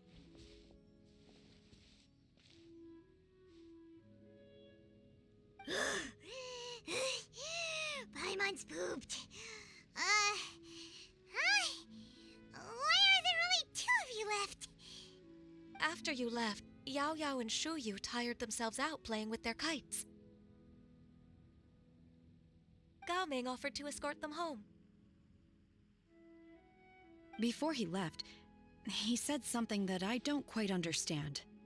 Oh? What did he say? He said, a kite is always tied down no matter how far it flies or how high it soars. Its tether prevents it from ever truly flying free. He looked quite dejected as he said this. Now that you mention it, Gao Ming did seem to have a rather strange attitude towards kites. A reflection of himself. If I were a kite, I would cherish that tether as a symbol of kinship and the bonds that tie us and... Shenhe? It may be an exceedingly slim and distant connection, but lose it, and you lose that which links you to home. If Gao Ming truly sees a kite as a reflection of himself, then I fear I understand his words even less. Well, people often have different points of view depending on their mindset and experiences, right? It's actually quite normal. Just like some people can eat spicy food, but others won't go anywhere near it? Exactly. That's why tolerance and understanding are as important as they are. Tolerance and understanding? What brought about this conversation? Did one miss something? We were just chatting. You don't have to butt in on every little thing, you know. Where were you anyway? One was merely doing a bit of cooking. Night fast approaches. If you are otherwise unoccupied, one would entreat you to stay and eat before you depart. Oh, it's been so long since I've had the chance to enjoy your cooking, Cloud Retainer. Worry not. One has prepared a variety of meat and vegetable dishes. One is more than familiar with everyone's culinary proclivities. Shenhe, Ganyu, come with me. Whoa, what's with all the trying to play favorites, are you? If you're ready to serve the food, we can help too.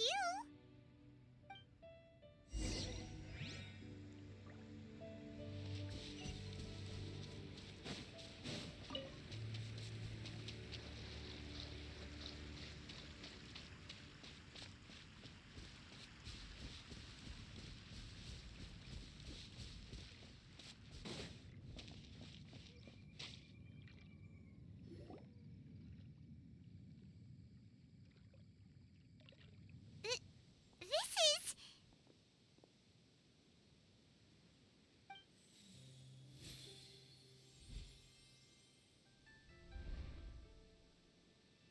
Oh, I can feel the wind brushing against my legs. This is a bit embarrassing.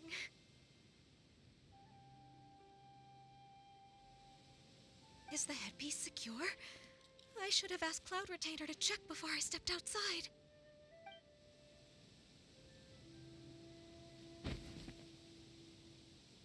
How do we look? Huh? She asked them just like that? You look pretty too, Ganyu! Oh, how should Paimon put it? You both look so elegant and refined! Those outfits really suit you both! Given that one employed the services of the best tailor in all of Liyue, one would expect nothing less. What colors have you been partial to lately, Shenhe and Ganyu? Lately?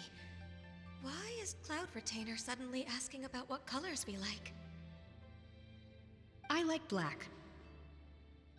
One is gratified to see one's disciple has inherited one's own tastes.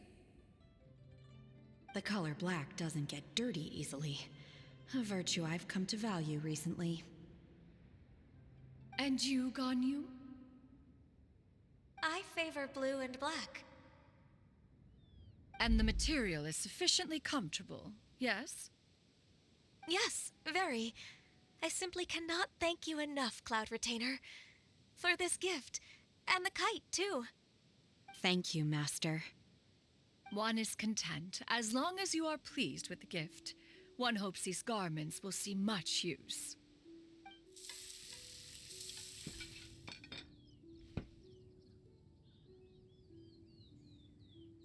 Seems like your supreme cuisine machine is just getting better and better, Xinyun!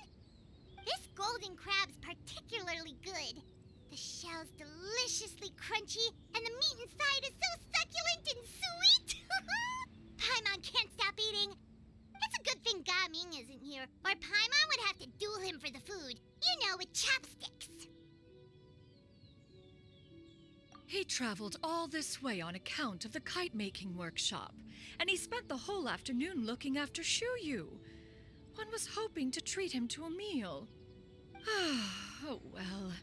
One will just have to extend one's thanks in person. It's rare for someone to make such a good impression on you, Cloud Retainer.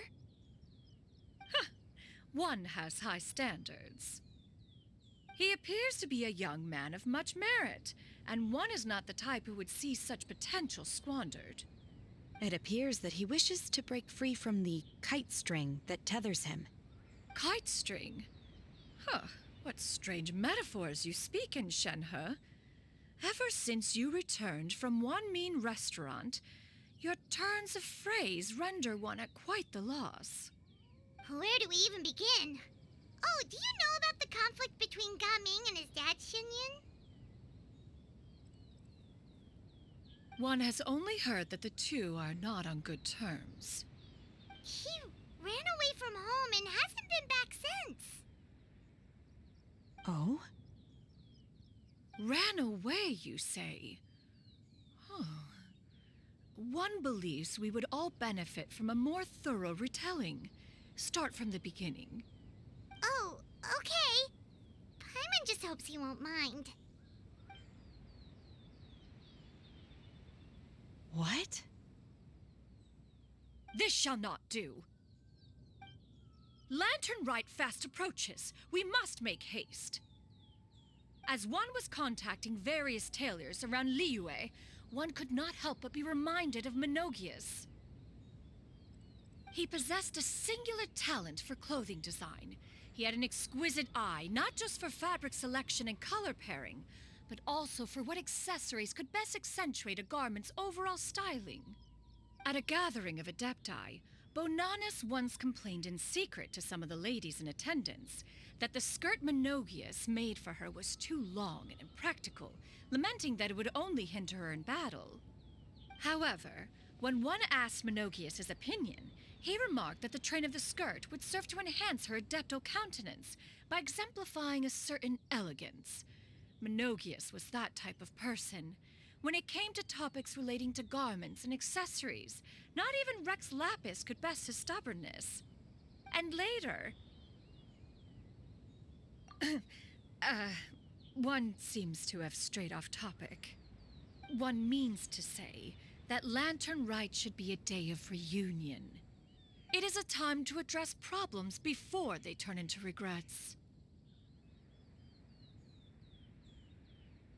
Fate is fickle. The cruel reality of this world is that suffering and misfortune can befall any of us without design or reason. If there is a chance for young people to remain insulated from this reality, one should do one's utmost to make it so. That's nice and all, but... Do you have any ideas, Cloud Retainer? Perhaps adeptal arts could be of use. No. Mechanics, perhaps. One fails to see its use in a situation such as this. Is there anything I can do to help? Combining our efforts is a fine idea indeed. Aha! One has an idea. How about this? Does that make sense to everyone? Yep. Oh, Paimon really hopes this works. One's designs never fail. Now then, I counsel rest for all, and to make the necessary preparations. One shall see you in 2 days.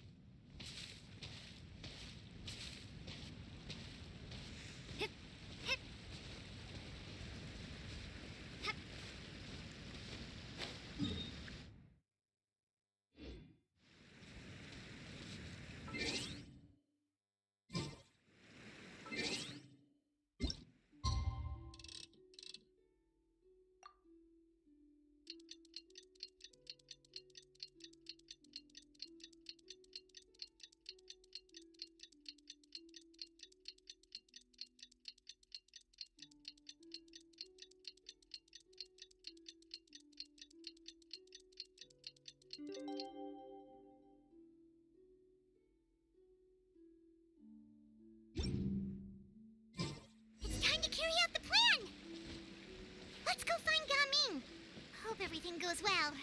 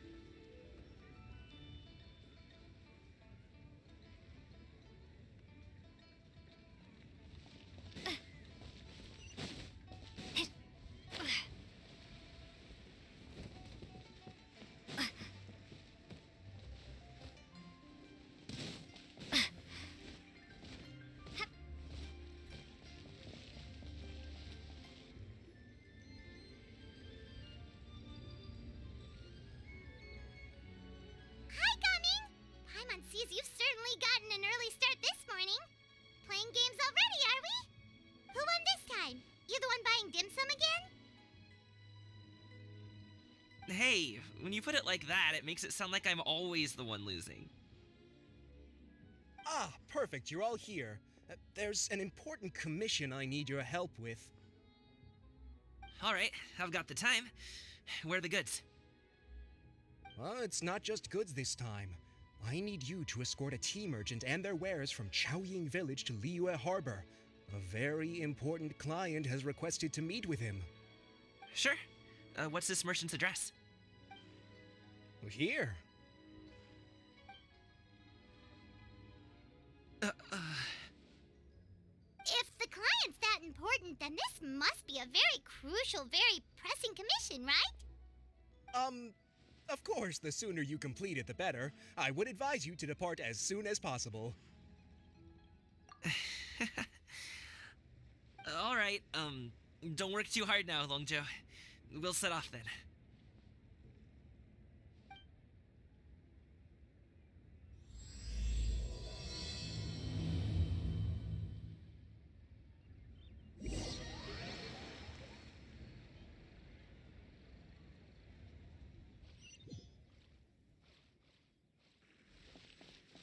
You're a bit quiet today, Gumming.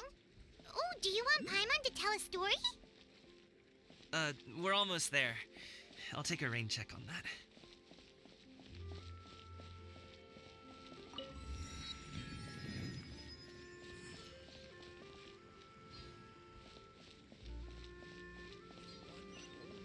Speaks of the matters of lay folk.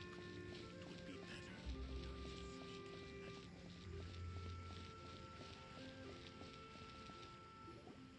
Hello, you must be the tea merchant heading to Liyue Harbor. We're here to escort you.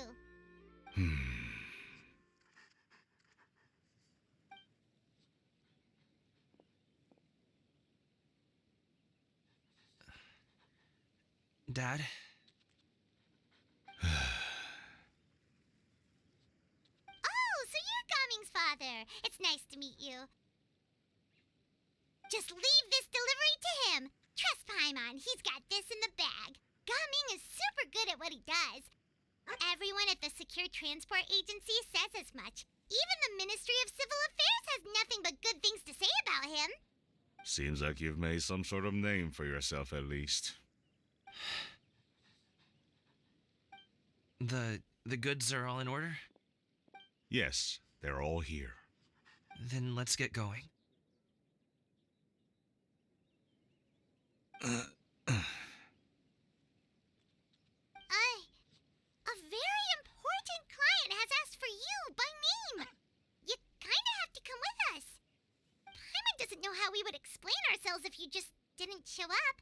Plus, you'd be missing out on a huge money-making opportunity. I see. I suppose I will have to trouble you all to escort me, then. Let's go.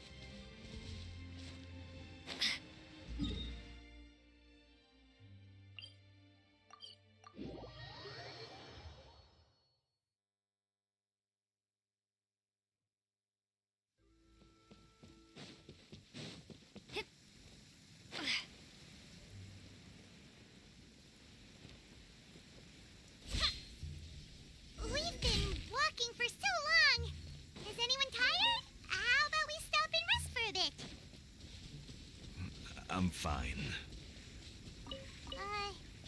Gaming, don't you usually have some delicious snacks on you?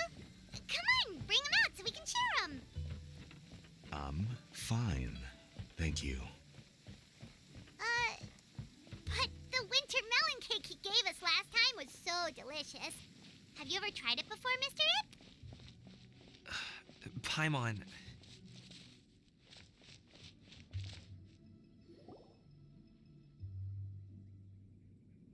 This place looks nice and open. Why don't you all rest here for a second? Huh?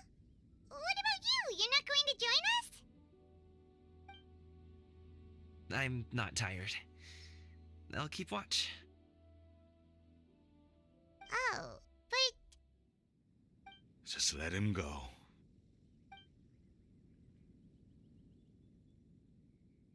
okay, we'll just share amongst ourselves then. Did you know, Uncle Ip, that the flavor of these cakes changes depending on... Halt! Who goes there? It appears that one's movements were overly conspicuous. Enough of your musings. Focus. Focus on the matter at hand. Present your exquisite ornaments at once. Indeed. Bring them forth readily and without protest. Ah! What do we do? It seems as if these two are acting alone. It won't be difficult to subdue them, but they might have something else waiting in store for Dad. The best way to keep him safe is... Leave this to me. I'll handle them. Traveler, Paimon, take my dad and the goods away from here. No, Gaming. It's too dangerous. This is what I do.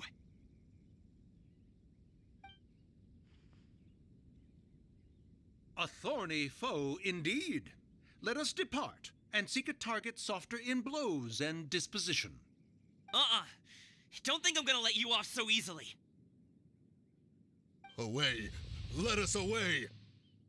Coming! Don't worry, he's a great fighter. Paimon's even seen him take down a dozen or so treasure hoarders all by himself. But Coming, If he had just stayed by my side and learned the family trade, he wouldn't have to put himself in such dangerous situations. We just have to trust him. Let's go on ahead. We'd best get away from here, in case there are other bandits in the area waiting in ambush. All is going to plan.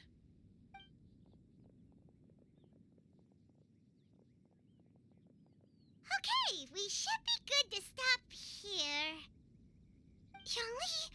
Oh no, what is he doing here? Good sir, please listen to me. Reel in your line and leave this place as quickly as you can. There are bandits in the area.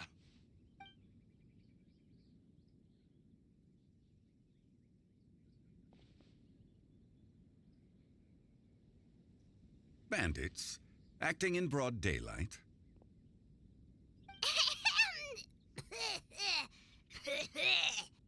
Oh.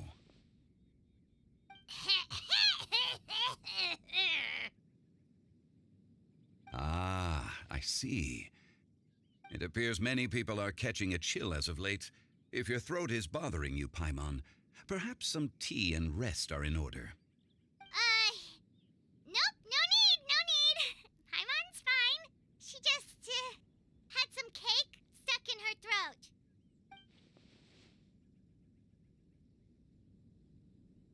If there are indeed bandits in the area, then we should inform the Millilith at once.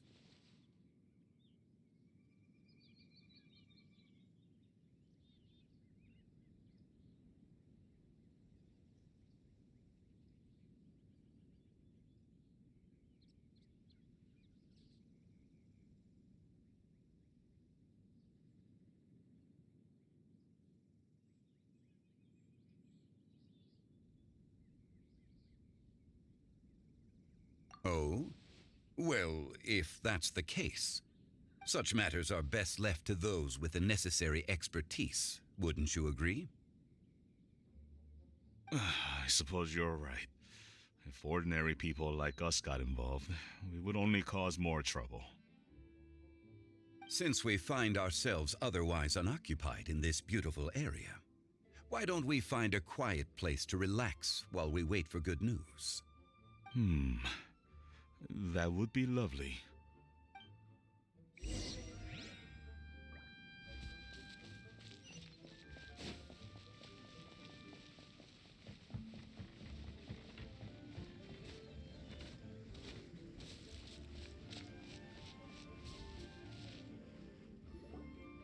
So, Uncle Ip does have a reason to be worried. After all, Gaming, the guard we mentioned, is his son. Gaming. The name sounds somewhat familiar. Ah, yes. That is the name of the Usho dancer who has been performing around Liyue Harbor recently, is it not? Oh, have you seen him perform? Indeed. I cannot help but admire his skill. He truly encapsulates the spirit of the Suwani. Usho dancing has become more well known in Liyue Harbor recently. However, although performers are seeing budding success, they have no doubt had to face many hurdles along the way. Ones not so easily understood by spectators such as ourselves. If you ask me, what truly deserves admiration is perseverance in the face of adversity. That is a rare attribute indeed. I have heard many of my acquaintances praise Gaming for his kind, selfless, and courageous disposition. To have a child so accomplished and upright, you must be a very proud parent indeed, Uncle Ip.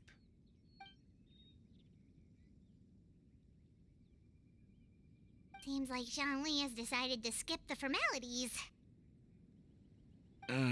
Well, he's a hard worker. Yes. You should be sure to tell him you think that when he gets back. Your son is young yet. It's normal for someone his age to be a bit hot-headed. It's understandable to find talking about such things in person difficult. If there's a particular sentiment you wish to convey, perhaps we could pass it along for you. No. It wouldn't be right to ask that of you. This thing between us has festered for many years now. In truth, there are some things that simply aren't easy for us to talk through. I've been in the tea business for most of my life, and I always hoped my child would do the same. Otherwise, how would he support himself? Over the past few years, I heard how well he was doing for himself as a guard. How his work was taking him to farther and farther off places. I also heard that he never gave up on wushu dancing. It made me happy. But I was also worried. When you're young, you can handle all that physically taxing work and manual labor. What young person isn't capable of making a living that way? My concern is what happens when you get old. Every time I get to thinking like that, I cannot help but be reinforced in the belief that I was right. That I was right not to give in. I often regret introducing him to wushu dancing as a kid. If I had known how things would turn out, I would have never taken him to see those performances in the first place. It is only natural for a parent to strive to send their child down the right path. No one would begrudge you that sentiment, Uncle Ip. You need not worry. You seem quite young, Mr. Zhongli. Yet you speak with such wisdom. Perhaps I have misjudged your age. Your words are too kind. Truth be told, one of my old friends has several grown daughters. Rather than fretting about their future, however, she prefers to let them find their own way. Then she's more easygoing than I could ever be. I fear I lack such an open mind. I meant to say earlier, there is no need to be so polite. Feel free to call me by my name, Iptak. Sure. So, do you also think I fret too much, Mr. Zhongli? That's not exactly what I was hoping to convey. Only a fool would ask a parent not to worry about their child. But think of it this way. Raising a child is not unlike flying a kite. Hold the string too tight, and it can no longer soar. As my friend once said, if your children are aiming for the stars, clipping their wings will only cause them to come crashing down. You need to let out the line for a kite to soar. It seems I was too stuck in my ways. You need not reproach your heart for caring. You simply need to loosen your hold a little. Indeed, with such a big heart, why not allocate the time you usually spend worrying about Gaming to the pursuit of other things, like going for a stroll, drinking tea, or taking in the scenery? You never know what surprises could be in store. Things can change in the blink of an eye. The blink of an eye, you say? Do things change so quickly? Children grow up in quite the same way, do they not? Day after day, year after year, sometimes in the blink of an eye, but always when you least expect it. As a father, I'm sure you know that best. Yes, you can say that again. 1 second, Gaming was a kid. The next thing I knew, he was ready to fly the nest. Zhongli certainly has a way with words.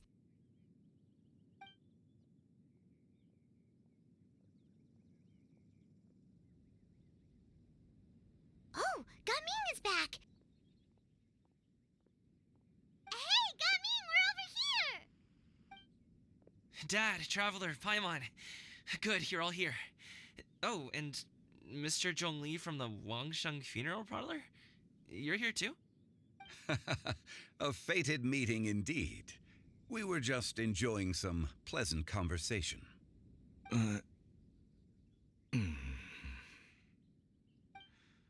Is everything resolved? Well, you could say that. What does that mean? Traveler, Paimon, come with me. I need to talk to you. Huh? Oh, okay.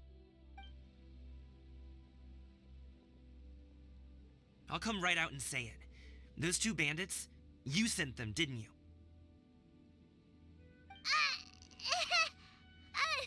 So, that's how we're starting off? Can't look me in the eye, huh? Guess I'm right then. Okay, but how did you know? At first, their mannerisms seemed a bit stilted. But once I got close, it was obvious that they possessed great skills. I was right on their tail, and it should have taken only a few steps to catch up to them, yet somehow, I was never able to close that distance. People with that level of skill would have gone about things differently from the start, like sneaking up on us while we were distracted. Unless, of course, their real motive was to lure me away from the group all along. Wow, you're pretty quick on the uptake. I just have a lot of experience. I've dealt with many a ruthless bandit in my time, but I've never seen ones like them. In the end, I told them they would make good guards if they ever wanted to get back on the straight and narrow, and that they could hang out with me in Liyue Harbor anytime. You ever consider you might be a little too good at making friends? I'm guessing you guys were trying to help resolve things between my dad and me? I appreciate it, I really do, but this conflict between us has been going on for a long time. Even if those two were real bandits, and I was able to subdue them and show them what I was capable of, it wouldn't change anything. You've seen the way he talks to me. It's not like that at all! Your dad really cares about you. You should see the way he talks about you when you're not around. Zhongli was talking things through with him, and he nearly agreed to let it go. You don't believe us? He won't let it go. He can say as much as he wants to other people, but he won't talk to me. I'm certain of it. You told us you wanted to prove yourself to your dad. Why don't you tell him about all the hard work you've done these past few years? Will that even do anything?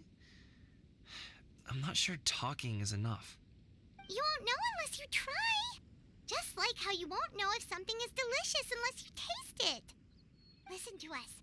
It's time to put these people skills to good use. You can make friends with anyone, so why not your dad?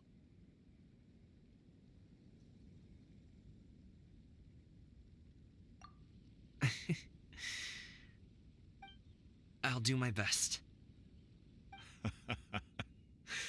You are very knowledgeable, Mr. Zhongli. I'm impressed. Despite my being in the tea industry for several decades, it seems I still have much to learn about the art of tea tasting. You flatter me. It was nothing but a few humble musings. How much tea have you drank since we've been gone?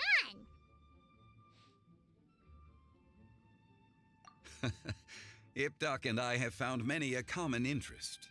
Our friendship, much like a cup of tea, seems to grow stronger the longer it has to steep. Well said, Mr. Zhongli. Gaming, Mr. Zhongli is very knowledgeable. You should take the opportunity to learn from people like him when you're in the city. Huh? Oh, of course. Ahem. Zhongli? I have very much enjoyed our conversation, Ipdak, but I, unfortunately, have some unfinished funeral parlor business to attend to. Oh, I hope I didn't keep you. My apologies for taking up so much of your time, Mr. Zhongli. No need to stay on my account. When you're less busy, let's find a time to meet. I'll treat you to dim sum. It would be an honor. We'll see you off, Zhongli. You two have a nice chat, all right?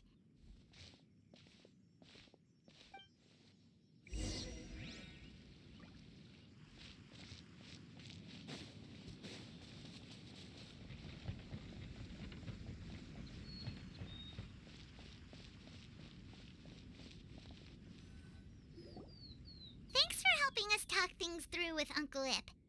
Good thing you were able to pick up on what we were putting down. I have been around the both of you for some time now.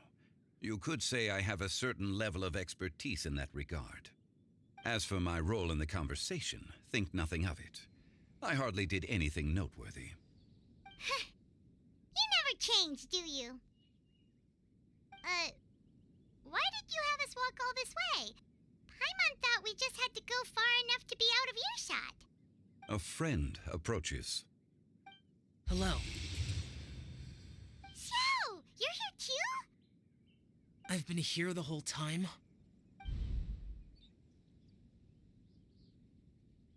A ghostly kite. Could that elusive Director Hu be coming to Wangshu Inn once again? What is she doing here? I suppose it matters not. Given her relationship with Rex, well, Zhongli, I might as well go pay my respects.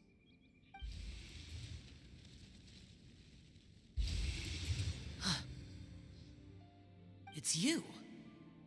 I thought you were Director Hu. Ah, your arrival is most fortuitous. Do you want to try out this new gadget? The addition of the power source makes the takeoff more stable. It's just that... He seems quite immersed in the study of this device. I fear it's almost too stable. It completely negates the pleasure of seeing one's kite sway with the wind. It's a bit of a shame. In truth, I'm here because Director Hu dispatched me to purchase some items in preparation for Lantern Rite. I see. Much like she does every year. Much like she'll do next year, I would imagine.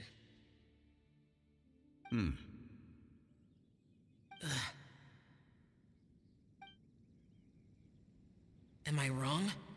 Or has she once again sent you out to buy, what is it, sesame oil or something? While we're on the subject, I do wonder why she is so obsessed with using sesame oil in the preparation of mixed vegetable dishes for Lantern Rite. A recommendation from Xiangling, perhaps. What do you think, Xiao? I've only met Director Hu a few times. I'm hardly the best person to ask. Ah, and is that not a sign that you should visit Wangsheng Funeral Parlor more often? It wouldn't hurt to grace the parlor with your presence now and again, when you are otherwise unoccupied. This one here is a traditional kite, one without any equipped mechanical device. Director Hu tasked me with studying the differences between the two to determine which one is of greater merit. Many hands make light work. Perhaps you could test out the other kite for me? All right. I have made my comparisons. If speed is what you're after, the mechanical kite is the better choice. Wonderful. I shall pass that information along to Director Hu. I'll leave these two kites with you. Perhaps you can find a few friends with which to partake in the activity. You might find it to be an enjoyable use of your time. Oh, wait. Who enjoys kite flying? Well, I would imagine someone of your talent and wisdom is more than capable of finding out. So, you were testing out the kites for Hu Tao and even roped Xiao into doing it for you? Paimon didn't ask earlier because the situation was awkward. I would hardly say I roped Xiao into anything. I simply sought the help of a friend. Besides, we did the testing together. Seems like our pool of competitors is growing. Do you like kite flying, Xiao? I suppose I neither like nor dislike it. Although, watching a kite gradually ascend into the sky does bring me a certain peace of mind. Perhaps they're a bit like shell lanterns in that way. Kite flying is also a pleasant form of relaxation. Have you ever thought about making a kite, Xiao? Cloud Retainer taught us how. We can teach you if you want. There's no need. Menogius was the only Yaksha among us who had an interest in matters of ornamentation and design. When Lantern Rite is over, come find me near Pervasi's temple if you have the time. It's getting late. I should go inform Director Hu of our findings. How's she been, by the way? Be sure to say hi to her for us. The last time I spoke to her, she mentioned that she would be visiting Chaoying Village in a few days. If you have the time, perhaps you could also make the trip. If you happen to run into her, you can pass along your regards in person. We'll keep that in mind. Take care, Zhongli. See you later. See you next time.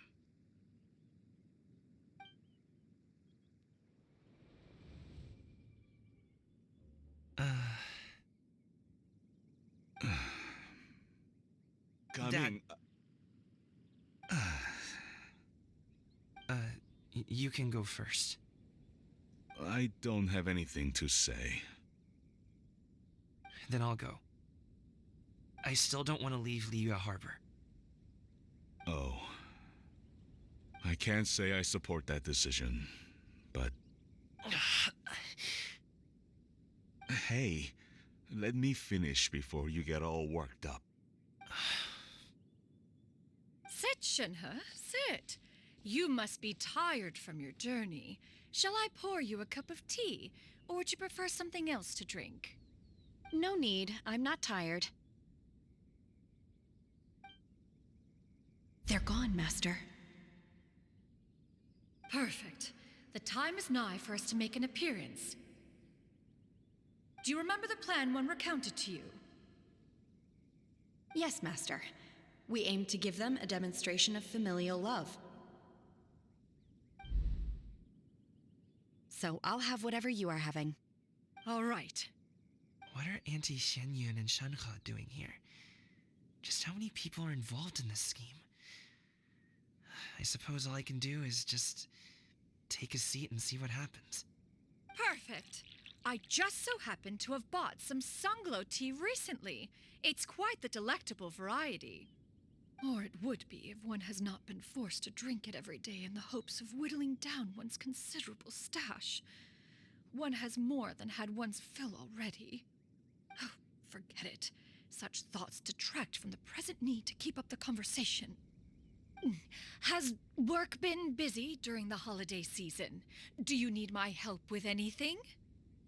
Drunk guests can sometimes cause trouble, but I deal with them as you taught me, by pinning their heads against the table. Are Auntie Xianyun and Shenhe serious right now?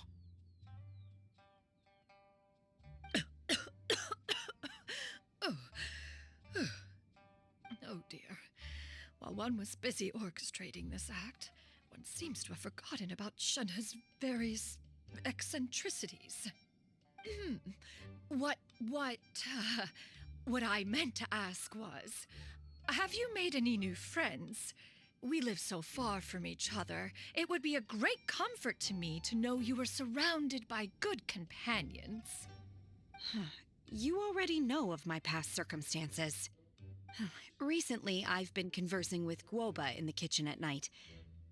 Guoba can't talk, but his companionship is a comfort. The poor child. Her one friend can't even talk. I guess maybe Gaming is not doing so bad after all. Perhaps I've been too hard on him. Let's move on, shall we? Do you have any plans for today, Shenhe? How about we do something fun? That sounds about right. Take her to do something fun, and perhaps she'll loosen up a bit. Like we used to do when we would carry stones up and down the mountain from dawn until dusk, picking herbs to eat for dinner along the way? If that is what you ask of me, then that is what I shall do. Dad, here, have some tea. Or no, wait, best not have any just yet. Yeah. I simply can't listen to that any longer. Coming. I'd like to finish what I was trying to say before. I don't support your decision to stay in Liyue Harbor, because living there is too hard on you. If you come home, there will be people to help you. I'm not saying we have to live under the same roof. I know our personalities are too similar to avoid butting heads. But you'll have your entire family around you. Your aunts, uncles, they'll all do whatever they can to help. You could get a less taxing job, and we could grab dim sum together from time to time. Huh. I didn't know dim sum was such an important affair, Master. Shh. Just think about it, okay? You don't have to decide now. Dad really has changed a lot. He would never have said these things to me before. But thank you, Dad.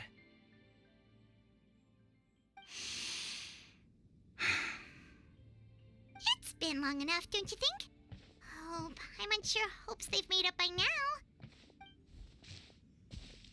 Oh, they're drinking tea in silence. That's not a good sign. Did Xianyun's plan not work after all? Hey, you two! Paimon's sorry we were gone for so long. We got to chatting with some friends and didn't realize how much time had passed. Perfect timing, actually. We seem to be just about done here. Yep, let's go. I'll get the bags.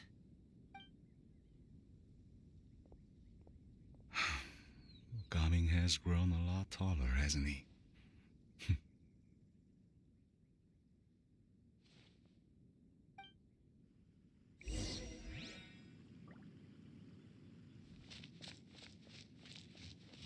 Master, did I say something wrong earlier? I tried to go along with your questions, but when I saw how you and that man reacted, I started to wonder. Not at all. Certain unforeseen variables may have presented themselves along the way, but the outcome proved favorable. The plan was a success. Then I helped? Naturally. Your purity of spirit is one of your greatest strengths, Shenhe. You need not change who you are.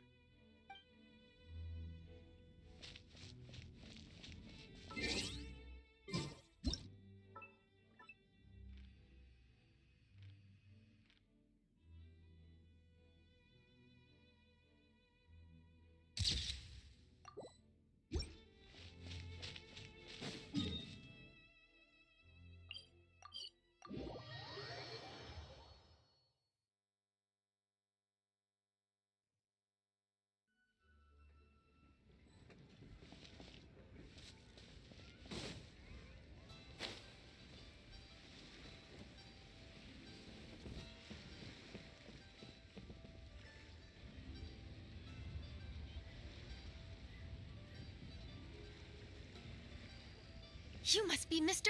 Ip! Thank you for coming all this way. My name is Charlotte, and I'm a reporter from Fontaine. You can find me writing for the Steambird. I invited you here not just to purchase your fine tea, but also with the hope that you might be willing to sit down for a short interview. What do you say? An interview? To advertise my teas? I suppose you could think of it that way. We Fontainians are big tea drinkers, too. The Fontaine Market. Then I'll need some time to adequately prepare. Perhaps we could sit down and discuss the questions you intend to ask in advance. Of course, of course! Please follow me.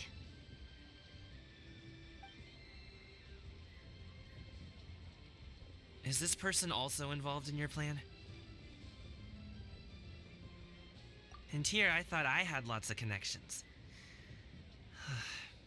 I suppose I've been humbled. You sure know all kinds of cool and important people. Over here! Yoo-hoo! Over here! Huh? What? Auntie Shenyun? She probably wants to talk about the next phase of the plan. Let's go while your dad is still distracted.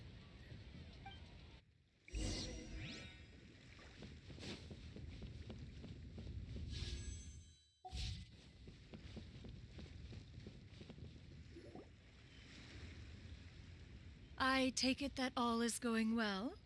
Don't worry, Shenyun. Everything is going according to plan. I knew it. I knew that was all an act earlier. Auntie Shenyun is really something. She was so determined to help me. She didn't even care about making herself and Shanha appear foolish in front of my family. She truly knows how to look out for others. I still have a lot to learn. As for the next step... Oh no! What's wrong, Gaming? Don't tell me you're the ones footing the bill for all that tea. I can't let you do that. Fret not. Reimbursements will be made. Exactly. Think of it more as an investment, as Ningguang would say. We pulled together the Mora so that Charlotte could place the order. She's gonna bring it back to the Steambird as a gift, as well as a sample of the regional specialty. Fontainians will probably fall in love with your dad's tea as soon as they lay their eyes on Charlotte's article. And once all the money from the new orders begin to roll in, getting our Mora back will be a piece of cake. Oh, okay. Business-related matters always seem to go over my head, but I refuse to let you all lose more on my behalf. I'll pay you back right now. We can talk about such matters at a later date. There are more important matters for you to consider at the moment, are there not? Yes. I've been thinking about it the whole way here. I have an idea, but I'd hate to cause even more trouble for all of you. That is for us to decide. Yeah, we're all friends here. Plus, we wouldn't be here if we didn't want to help, right? Just tell us about this idea of yours. Okay. So, it's like this.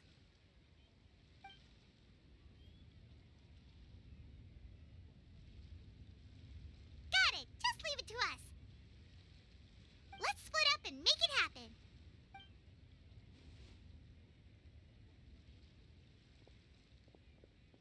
We need to do those things we talked about, but we also still have the kite flying competition.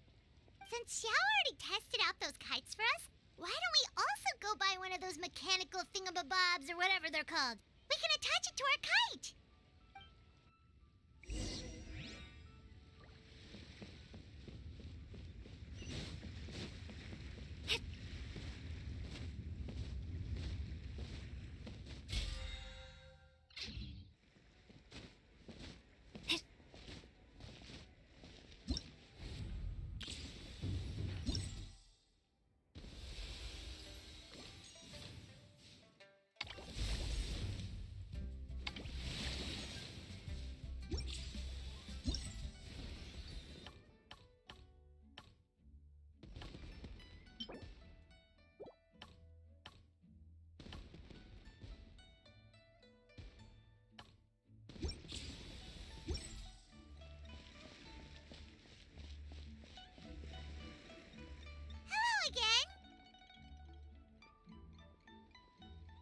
Welcome back. I see you returned from your trip. I really do have to thank you for all your help from before. Thanks to you, my daughter was able to build a kite with her grandmother that very same day. She even wrote a long letter telling me how much she loved it. Oh, you should really be thanking Gaming, not us. I'll be sure to. And are you here to buy a kite? Please, take your pick. Oh, we already have a kite. We wanted to buy one of those, device thingies from Fontaine. Do you sell them separately? Yes. Here you go. Please, take it, free of charge. The directions are in the box. It's not hard to install at all. It doesn't feel right for us to just take it. Well, nor would it feel right for me to take your Mora. Good luck in the kite flying competition. I'll be rooting for you. All right, then. Thank you.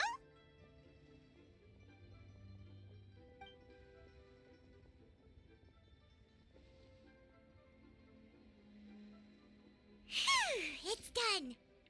Let's get down to business.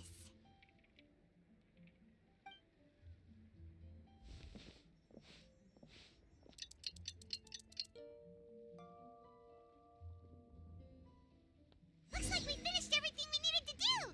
Let's find a good place and put this thing into the sky.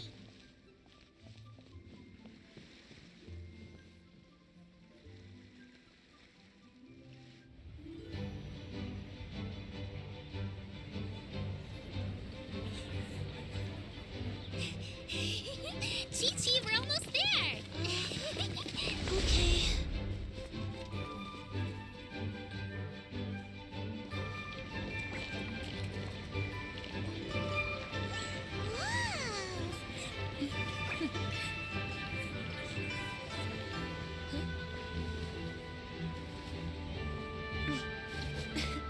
Come here, allow me.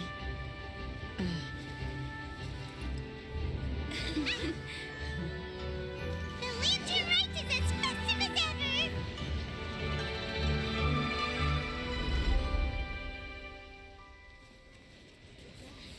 Huh?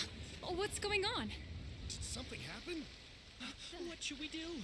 Oh, should we get the Millilith?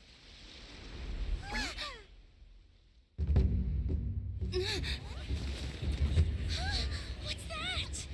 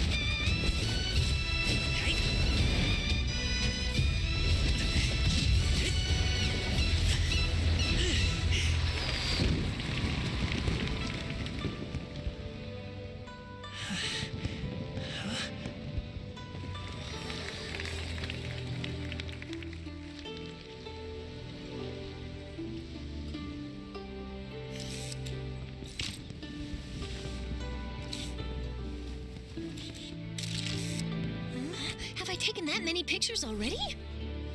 I need to load more film.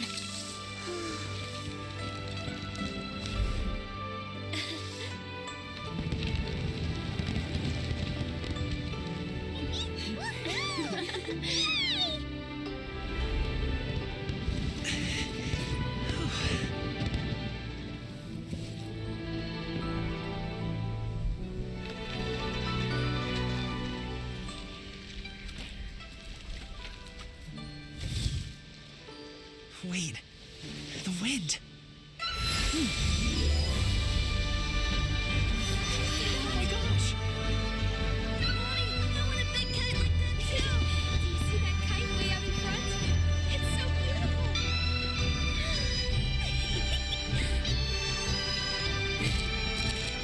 Happy Lantern Rite. Happy Lantern Rite.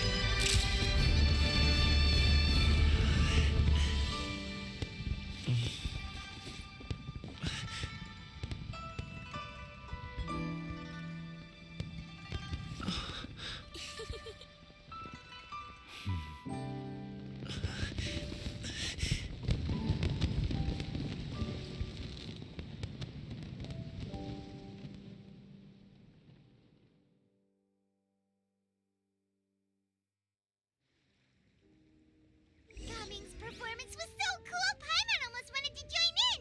You saw that, right, Traveler? Let's go find him. Oh, he's over there, talking to his dad.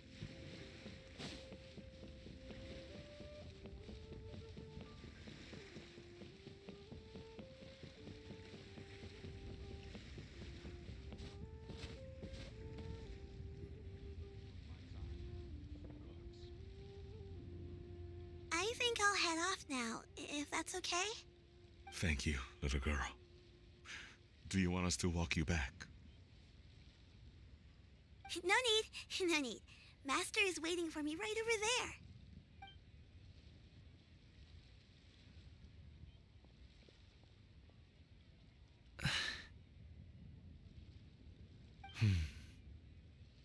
Dad.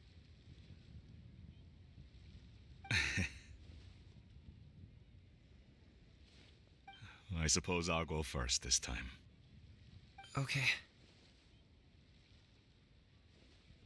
Your performance.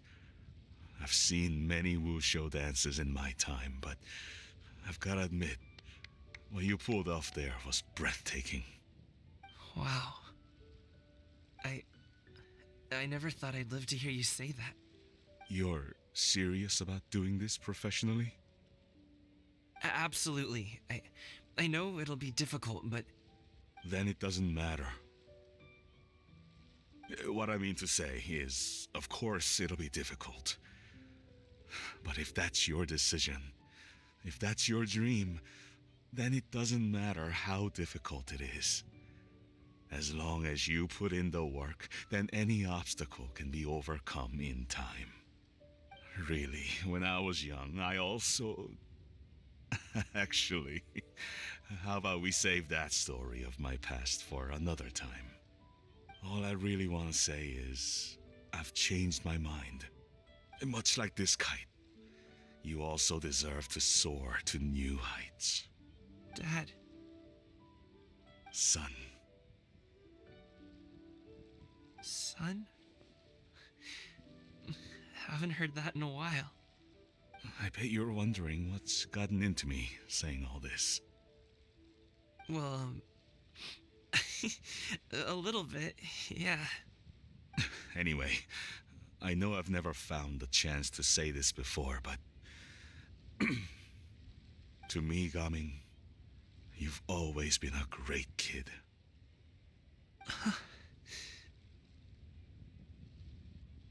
All right, that's everything I've got.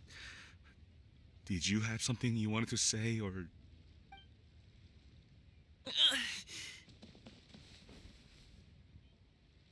Seeing the two of them talk things through like this really gives Paimon a sense of accomplishment. Now go. Over there. Your friends are still waiting for you. Huh? But you came all this way. I'll be staying in Liyue Harbor for a bit longer. When you have time, we can grab dim sum together. Your treat, right? Dad, honestly. Go. Okay, then I'm off. See you soon.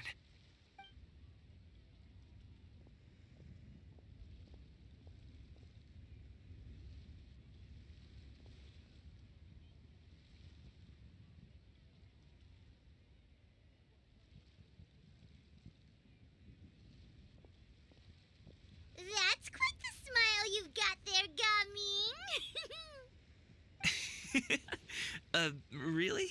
It's nothing to be embarrassed about.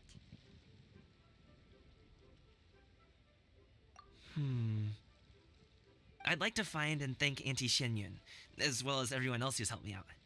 If everyone has time, maybe we could all get together and go fly a kite.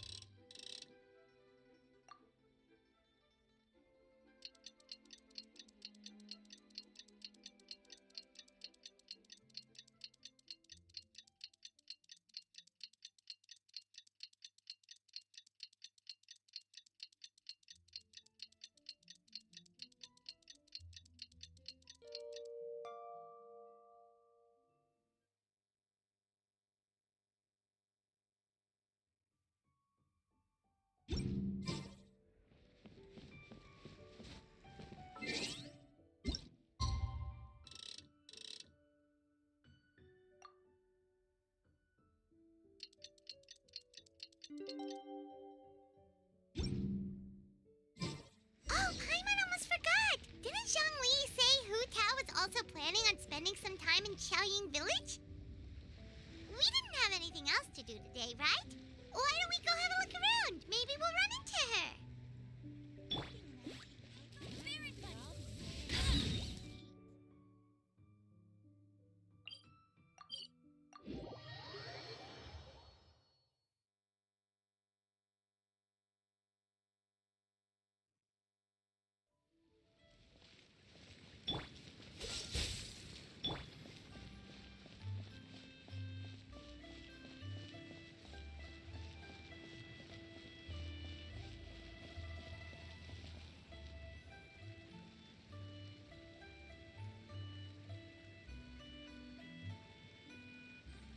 The mountain air is so refreshing!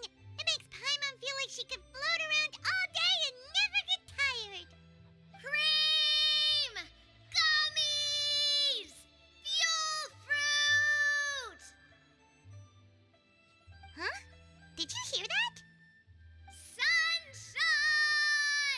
Blue skies! Good vibes!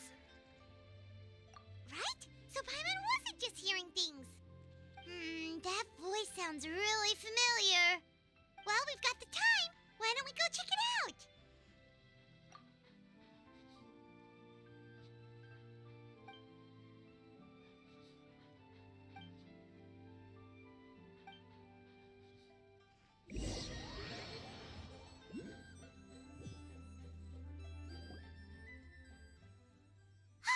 What are they doing here? Navia, Clarande! Ah, well, if it isn't my dear partners. See, I told you that something good was going to happen during our travels today. I have to say, sometimes the Steambird's astrology column is spot on. It's just your lucky day. Are you guys also here to catch the festivities? Oh, and that reminds me, Happy Lantern Rite! Happy Lantern Rite. Happy Lantern Rite to you too! Wait, if you're here for Lantern Rite, then what are you doing on top of this deserted mountain? And that voice we heard, that was you, right, Navia? Oh, impressive. You could tell it was me from that far away. You've got good ears. That or your voice is just really loud. Well, of course it is. After all, I'm a boss. Indeed. I suppose it's an asset. Sure is! Having a loud voice is a handy tool when it comes to communication. Wait. That wasn't even Paimon's point. Paimon just wants to know why you two were shouting from the top of this deserted mountain. There was something about almonds, maybe? And buell fruit? Ooh, is it some sort of secret code? No, it's not a code. The words are meaningless. Perhaps, But the act of shouting was very meaningful indeed. That's just what mountain climbers do, right? After all the hard work it takes to make it to the top, as you stand on the summit looking out at the vast scenery, it's not easy to resist the urge to release those emotions.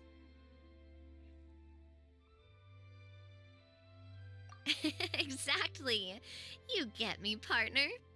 I was afraid that it would cause a disturbance, so I asked the locals around here, and they said it was fine. Apparently, most hikers like to shout when they get to the top, so the locals are used to it by now. So, you see, it's not just me. I guess everyone shouts from the top of a mountain at some point in their life. Speak for yourself. When you're stressed, don't you ever just get the urge to do something for no reason? Not really. If I ever get stressed, I just go hunting. Oh, that's a pretty good way to relieve stress.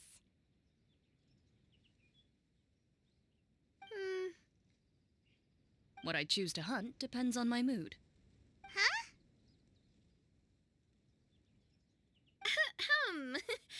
Anyway, why don't you two give it a try? Shout anything you want. It's a real stress reliever. As long as Paimon has clothes on her back and food in her belly, Paimon doesn't think there's any stress that needs relieving. Oh, I bet you guys are just too embarrassed to let loose. No need to be shy. Even Farina was shouting from the top of this mountain earlier. Huh? Did Paimon hear that right? Farina's also here? In Chaoyang Village? Believe in your ears. It is indeed as you heard.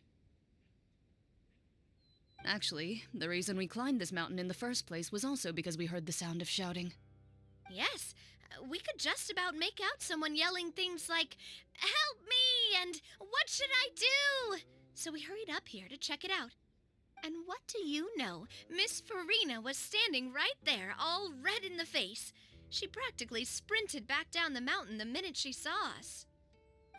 That reminds me. I believe what she actually said was, "So help me, I will figure out what I should do about this script." So, you could actually hear what she was saying? Why didn't you say so earlier? I thought someone was really in trouble. I figured we would come check out the situation either way. Why not let her keep some privacy? Oh, seems like you caught Farina in the middle of some stress relief as well. She probably would have never thought. No, she definitely would have never thought she would run into anyone she knew all the way out here. I think so. We ran into Nervalet on the way here as well, but he was already on his way back, so they probably weren't together. What? Nervalet was here too? What was he doing here? It couldn't have been for vacation. I think it just might have been, actually. But apparently he only stayed for half a day before heading back. He's a very busy man. Neuvillette is not the type to take much time off. Taking even a half day for himself is already a huge step in the right direction. Didn't Charlotte publish an article on the Liyue tea industry recently? Maybe he was inspired to come buy some tea after reading that article. You know, just like you were. My situation is completely different. I'm here because I was asked to accompany you. The tea purchase is simply an added bonus of this location. You Fontanians and your tea drinking. Oh, it's not for me. I lost a bet with Ridesley, and now I have to buy him something. It was just a spur-of-the-moment sort of bet. Ridesley gets really invested in that sort of thing, but he couldn't care less about what he wins in the end. You could give him mint plants that you plucked from the side of the road, and he wouldn't even mind. If only he was that easygoing when it came to talking business. In any case, I'm pretty sure the tea you bought is this region's specialty. What is it called again? Nervalet even mentioned it earlier. Yes, that's the one. You didn't really buy 10 boxes, did you? Please, do I look like someone who would fall for that sort of marketing trap? That reminds me. You guys said you only came up here because you heard my voice, right? I hope it didn't put you out. You must have had other plans for the day. Oh, that's right. Hu Tao! A few days ago, we heard that a friend was going to be in Qiaoying Village, so we decided to come and see if we could run into her. Oh dear. We've been chatting for quite some time. I'm sorry for keeping you. That's good. We should probably head out and look for Hu Tao. No need to stay on our account. We just got up here, so we're gonna stay around for a little longer. Go and meet your friend. We can meet up in Qiaoying Village later. Sounds good. We're gonna head down the mountain then. See you later!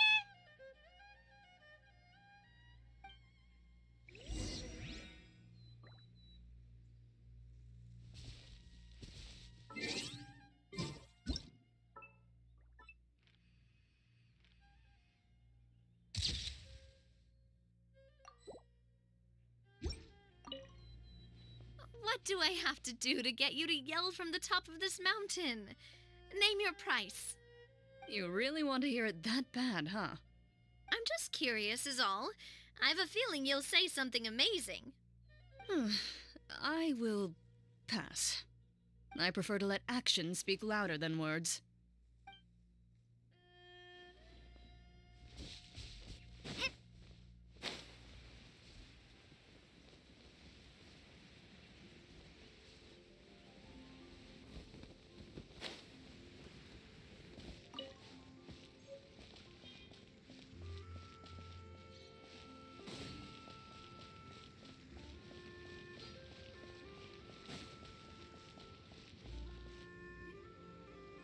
Qiaoying Village is known for its tea, but you know what else they have with tea? That's right, dim sum! Didn't Gaming say something about dim sum being eaten in the morning? Oh, Paimon wonders if we can still get some at this time of day. Oh, well that's fine too. Paimon doesn't care what kind of tea it is as long as it comes with some tasty snacks. Now, let's see what kind of yummy things we can find around here. Paimon's not seeing things, is she? Is that Farina standing between Zhongli and Hu Tao? Wonder what they're talking about. Zhongli knows a lot of stuff. Maybe he's telling Farina about Qiaoying Village. Oh, or maybe Hu Tao is trying to rope Farina into being one of her clients. Hey, this isn't the Fortress of Meropide. But Paimon could be convinced for the right price.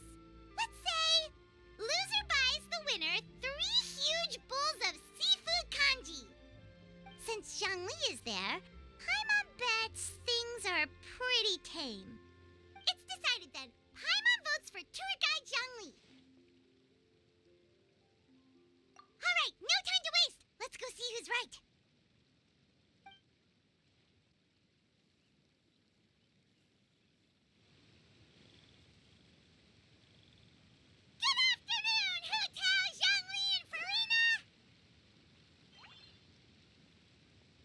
Great, now Paimon's shouting too. Oh, well, aren't you a sight for sore eyes? Seems like our luck just keeps on growing. That we were able to meet you both without prior arrangement must mean that this is quite the serendipitous meeting indeed. Huh? Oh, so both of you are acquainted with the Traveler and Paimon then? Looks like someone's learned a thing or two from Zhongli. I must admit, I am a bit surprised to see you here, Traveler. But seeing as you're a hero who's been all over Teyvat, it makes sense that you would be well-traveled and well-connected. Since we have found ourselves in each other's company within this fertile land, allow me to take this opportunity to wish you a happy Lantern Rite. It appears you have been to Fontaine, then. Given your proclivity to spread good deeds wherever you go, it's no surprise that you would make the acquaintance of a celebrity as illustrious and celebrated as Miss Farina.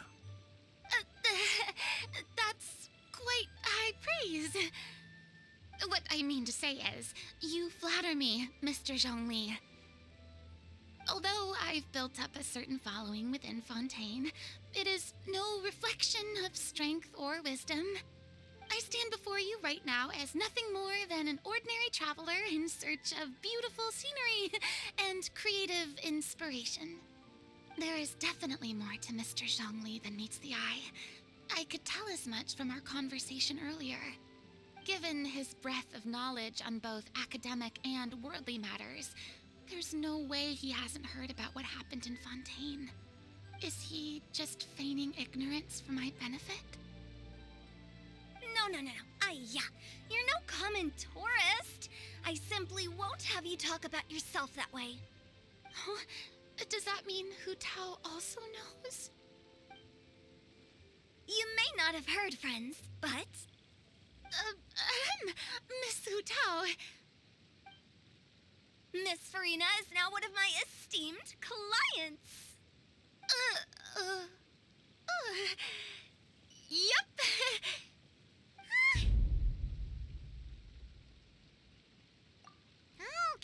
Okay, you win. Guess Paimon will have to break into the hidden stash at the bottom of her shoe. Huh? What's this about winning something? Don't tell me. You two were placing bets on us.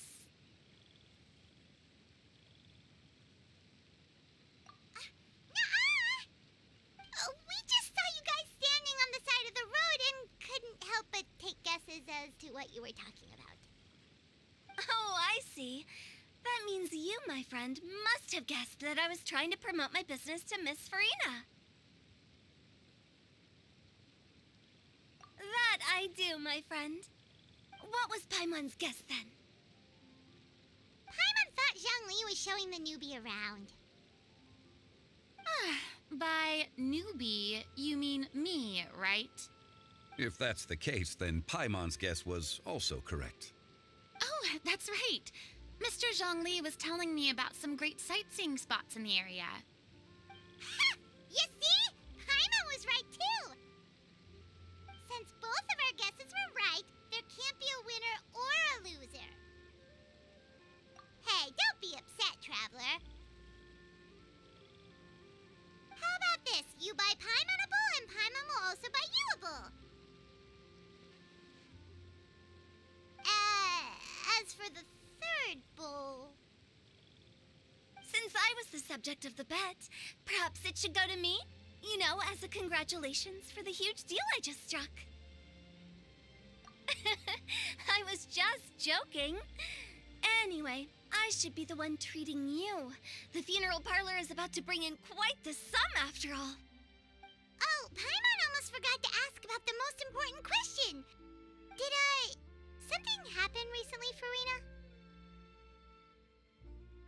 Huh? What do you mean?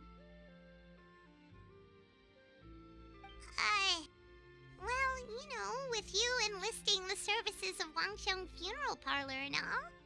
Oh, well, yes. Really? Oh, no. Paimon is so sorry for your loss. Although Paimon may have not known the person, please accept Paimon's deepest... Whoa, it's not like that, Paimon. Huh? But Paimon just thought, since you hired the services of a funeral parlor and all... Hey, it's not that big of a stretch. Really, Paimon? It's not like you don't know me. Do I look like I know anyone who would ask me to coordinate their funeral?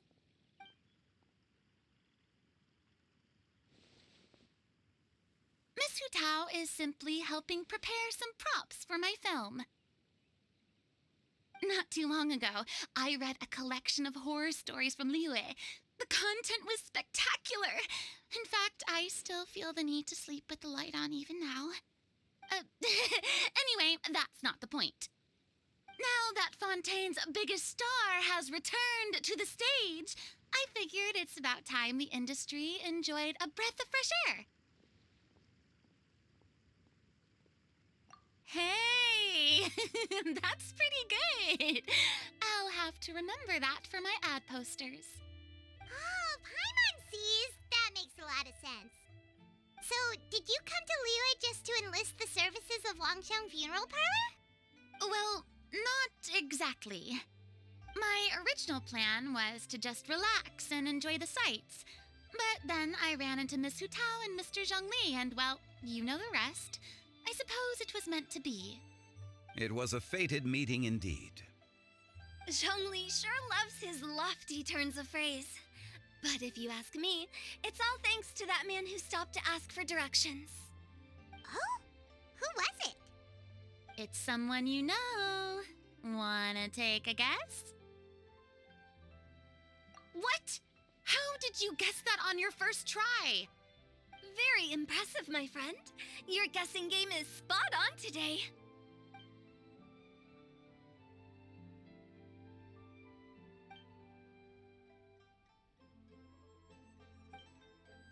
Huh. Paimon never thought Neuvillette would be the type to get lost. I'm sure he didn't get lost. Even I was able to find my way to this place without any trouble.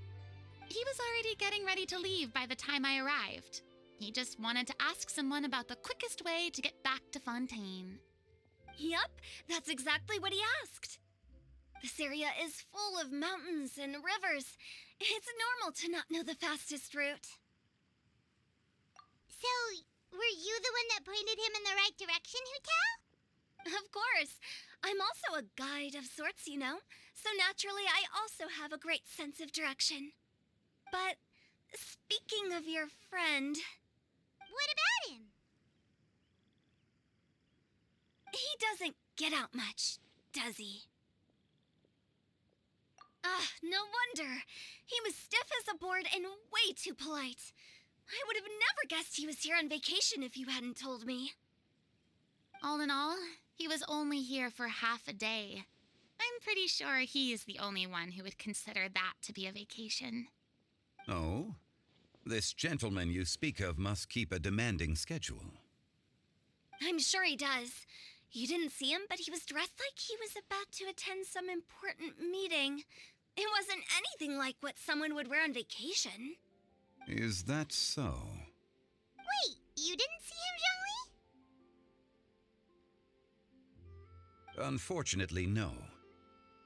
At the time, it appeared as if Director Hu and Miss Farina were having quite the productive conversation. I know matters of business can take much discussion, so I decided to fetch some tea for them. What a shame. That gentleman seemed like a sophisticated sort of guy. I actually think you two would have hit it off. Is that so?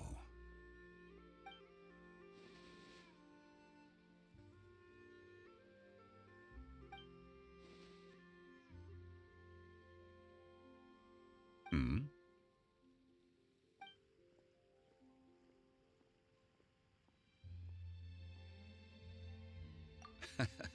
To borrow Miss Farina's turn of phrase, perhaps it just wasn't meant to be.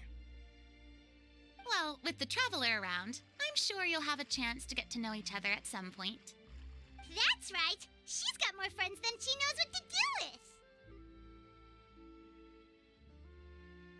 Well, that's certainly true. Oh, that reminds me.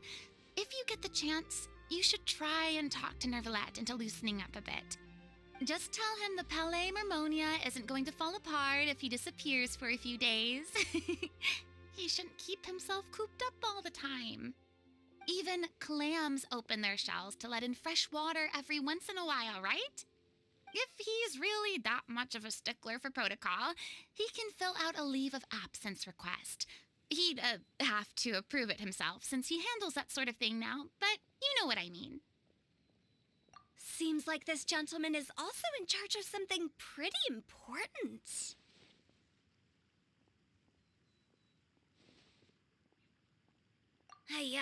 Sounds like a pretty uptight sort of guy, all right. In my experience, a leader needs to be able to roll with the punches. That also includes knowing when and what to prioritize. It seems like your friend still has a lot of growing to do. If I remember correctly, he's already several thousands of years old. You're quite right, Miss Hutao. Oh? Traveler, Miss Farina, those two individuals over there appear to recognize you. Oh, it's Navia and Clorand. Hey, over here!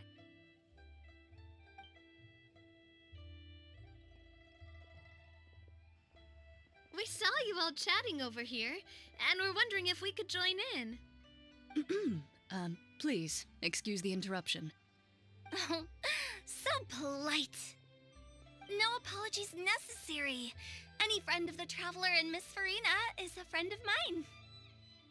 Ah, straight to the point. I like it.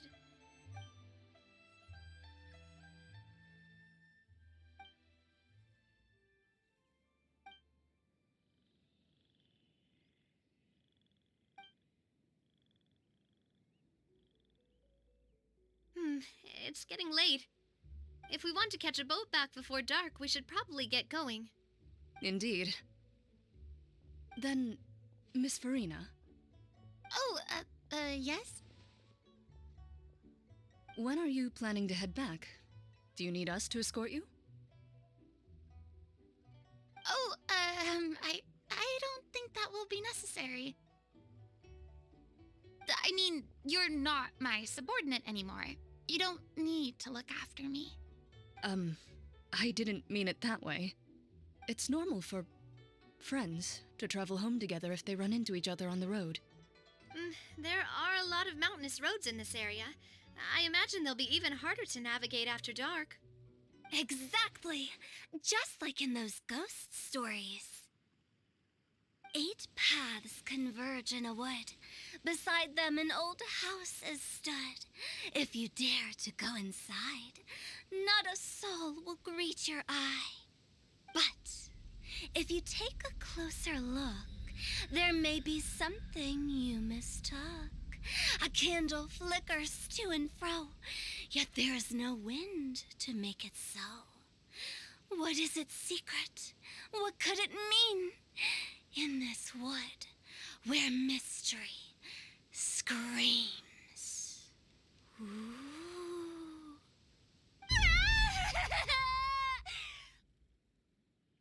My dear demoiselles, ladies, no, I mean friends, please take me with you. Of course.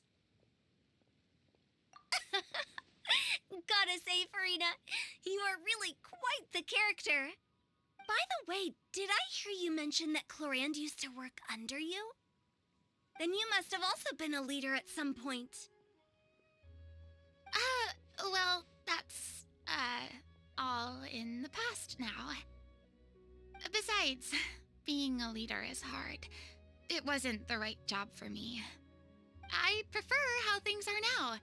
I can come and go as I please, and get to enjoy the sweet taste of freedom. I see. Well, you've certainly picked an apt place to relax. Chaoying Village is an exemplary choice. Only the best. And I've learned a lot, too. Thank you so much, Miss Hutao and Mr. Zhongli. It's fine. You've thanked us more than enough already. The next time you're in this neck of the woods, I'll treat you to some dim sum in the city. Dim sum. Is that some kind of Liyue term for snacks or desserts? They are a part of it. It's basically a table full of as much tea, sweets, and good company as you can manage.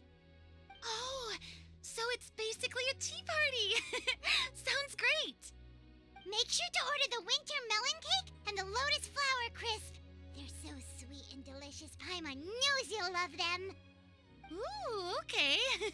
I'll be looking forward to it then. Wait, but didn't you guys say you were here on vacation?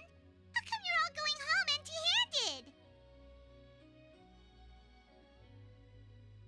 Of course I am.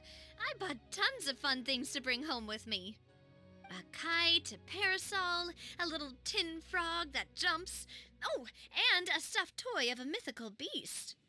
Clorand is the one who didn't buy anything for herself. So all you're bringing back with you is that tea? And some tea-flavored hard candies. They're for Sigewin. Chlorand isn't much of a shopaholic. Well, one of us has to practice restraint. Hey, I'm hardly reckless with my Mora. I'll have you know, all the purchases I made today were well within my budget. Me? Oh, well, I bought some tea, of course.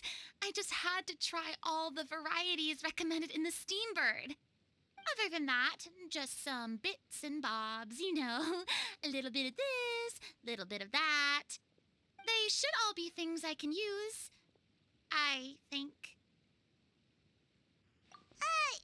Now Paimon's even more confused. If you bought that much stuff, where did it all go? Into one of Linny's magic packets? Oh, actually. Monsieur Neuvillette took them with him. Oh, so that's what happened. Wait, what? Why did he take them? Oh, he's not hoarding treasure, is he? That's quite the imagination you've got there, Paimon. Monsieur Neuvillette just saw the amount of bags we had and offered to take them back for us. I felt a bit bad at first, but, I really did have a lot of stuff. He even offered to deliver my gifts to the Fortress of Meripede for me once he's done with the day's work. Neuvillette is a man of his word. If he says he can do something, then he means it. See, even Chlorand was happy to take him up on his offer. If even his trusty subordinate agreed, then who was I to refuse? Wow, he seems like a real gentleman. Maybe he's not as uptight as I thought. If only the funeral parlor had an employee as thoughtful, proactive, and responsible as him. Right, Zhongli? Indeed.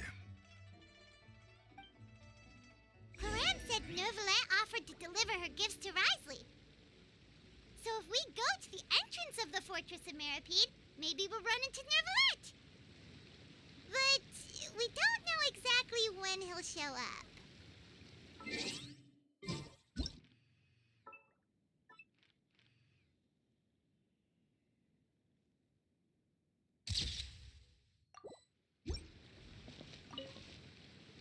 Oh, that reminds me.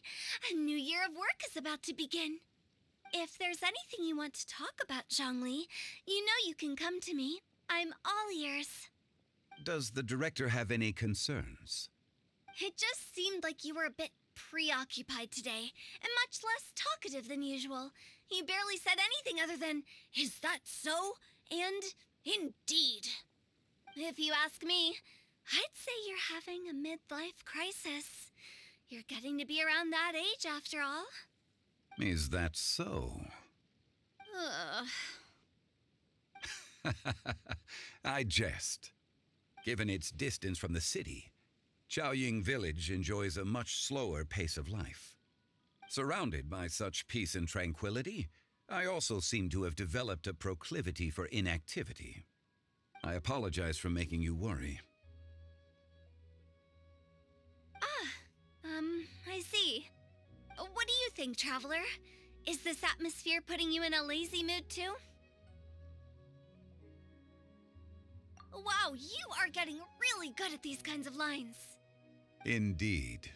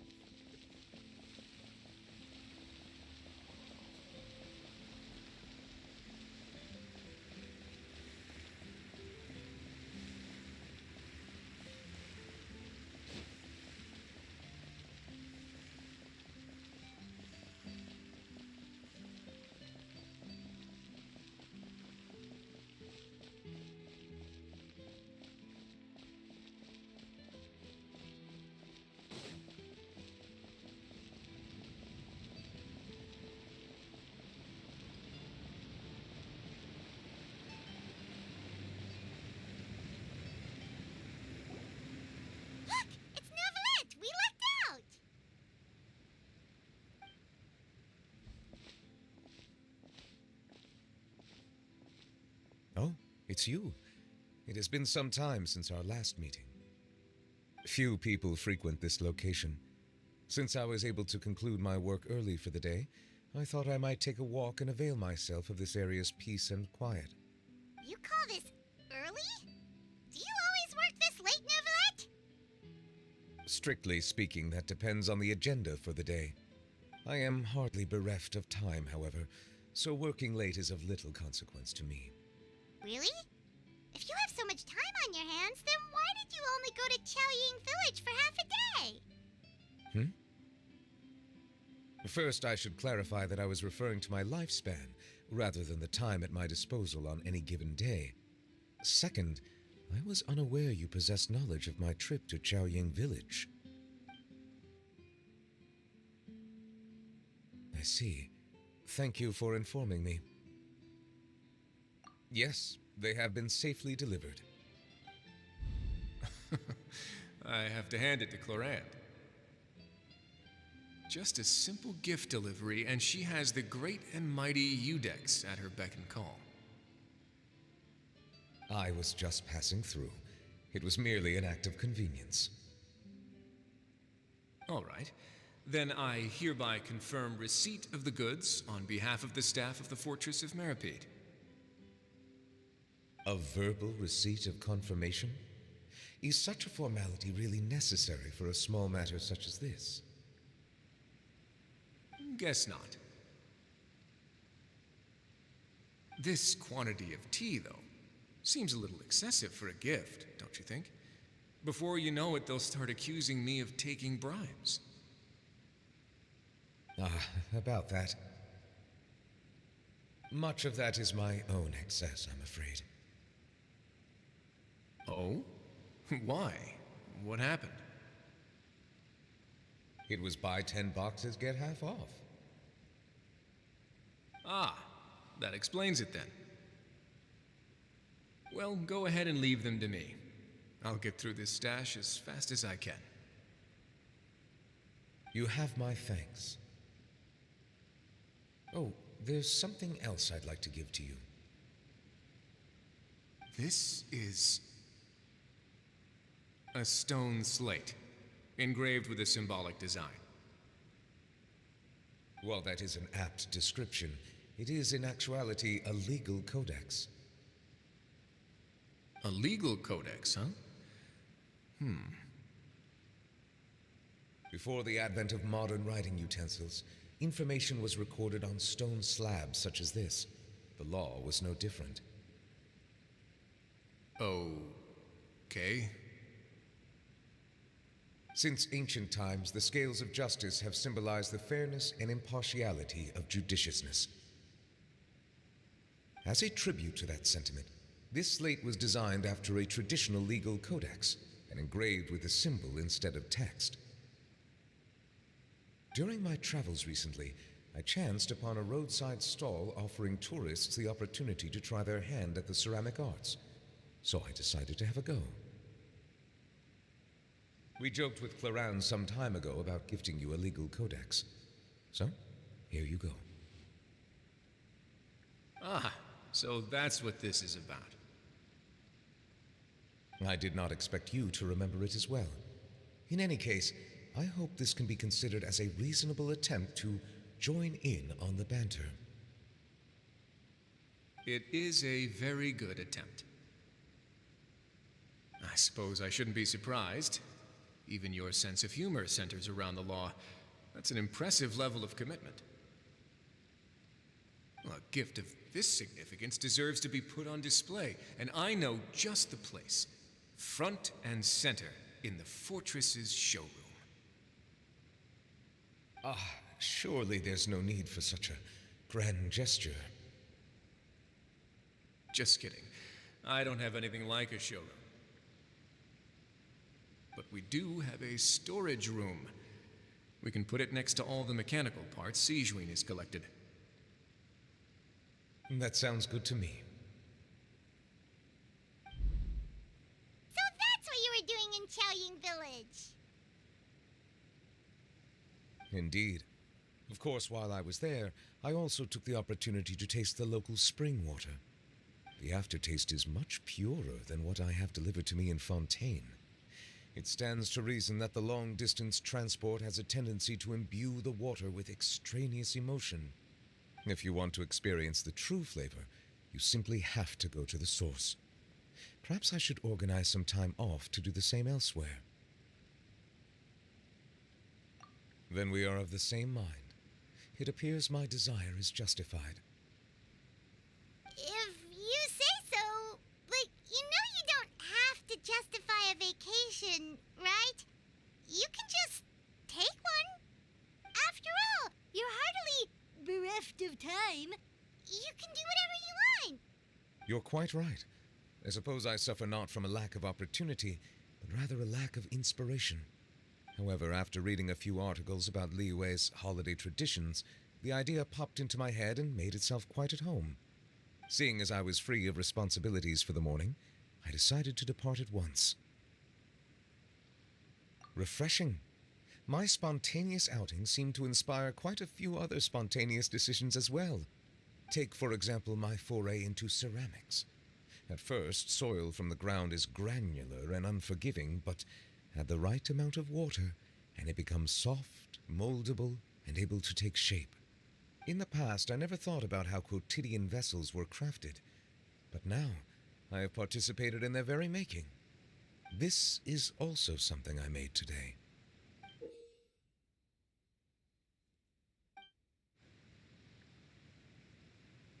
That's a ladle? Paimon thought it was supposed to be some long-necked sea creature. That was indeed one of my inspirations. Really? You like it? To tell you the truth, given your unexpected arrival, I find myself quite unequipped to give you the welcome you deserve. Around such an important holiday such as this, human custom would dictate that gifts should be in order. But I'm afraid this is all I can offer. If you'll have it, that is. That is precisely why it would do me such a great honor if you accepted. You are most welcome. Happy Lantern Rite.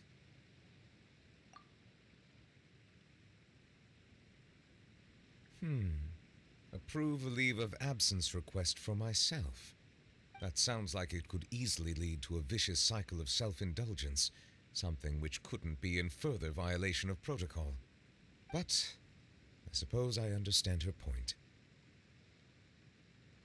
My proclivity to refrain from personal outings does in part originate from a sense of responsibility toward my duties. But it is also due to a lack of desire to engage in the human world. But now I see that the human world is indeed full of many interesting places to discover.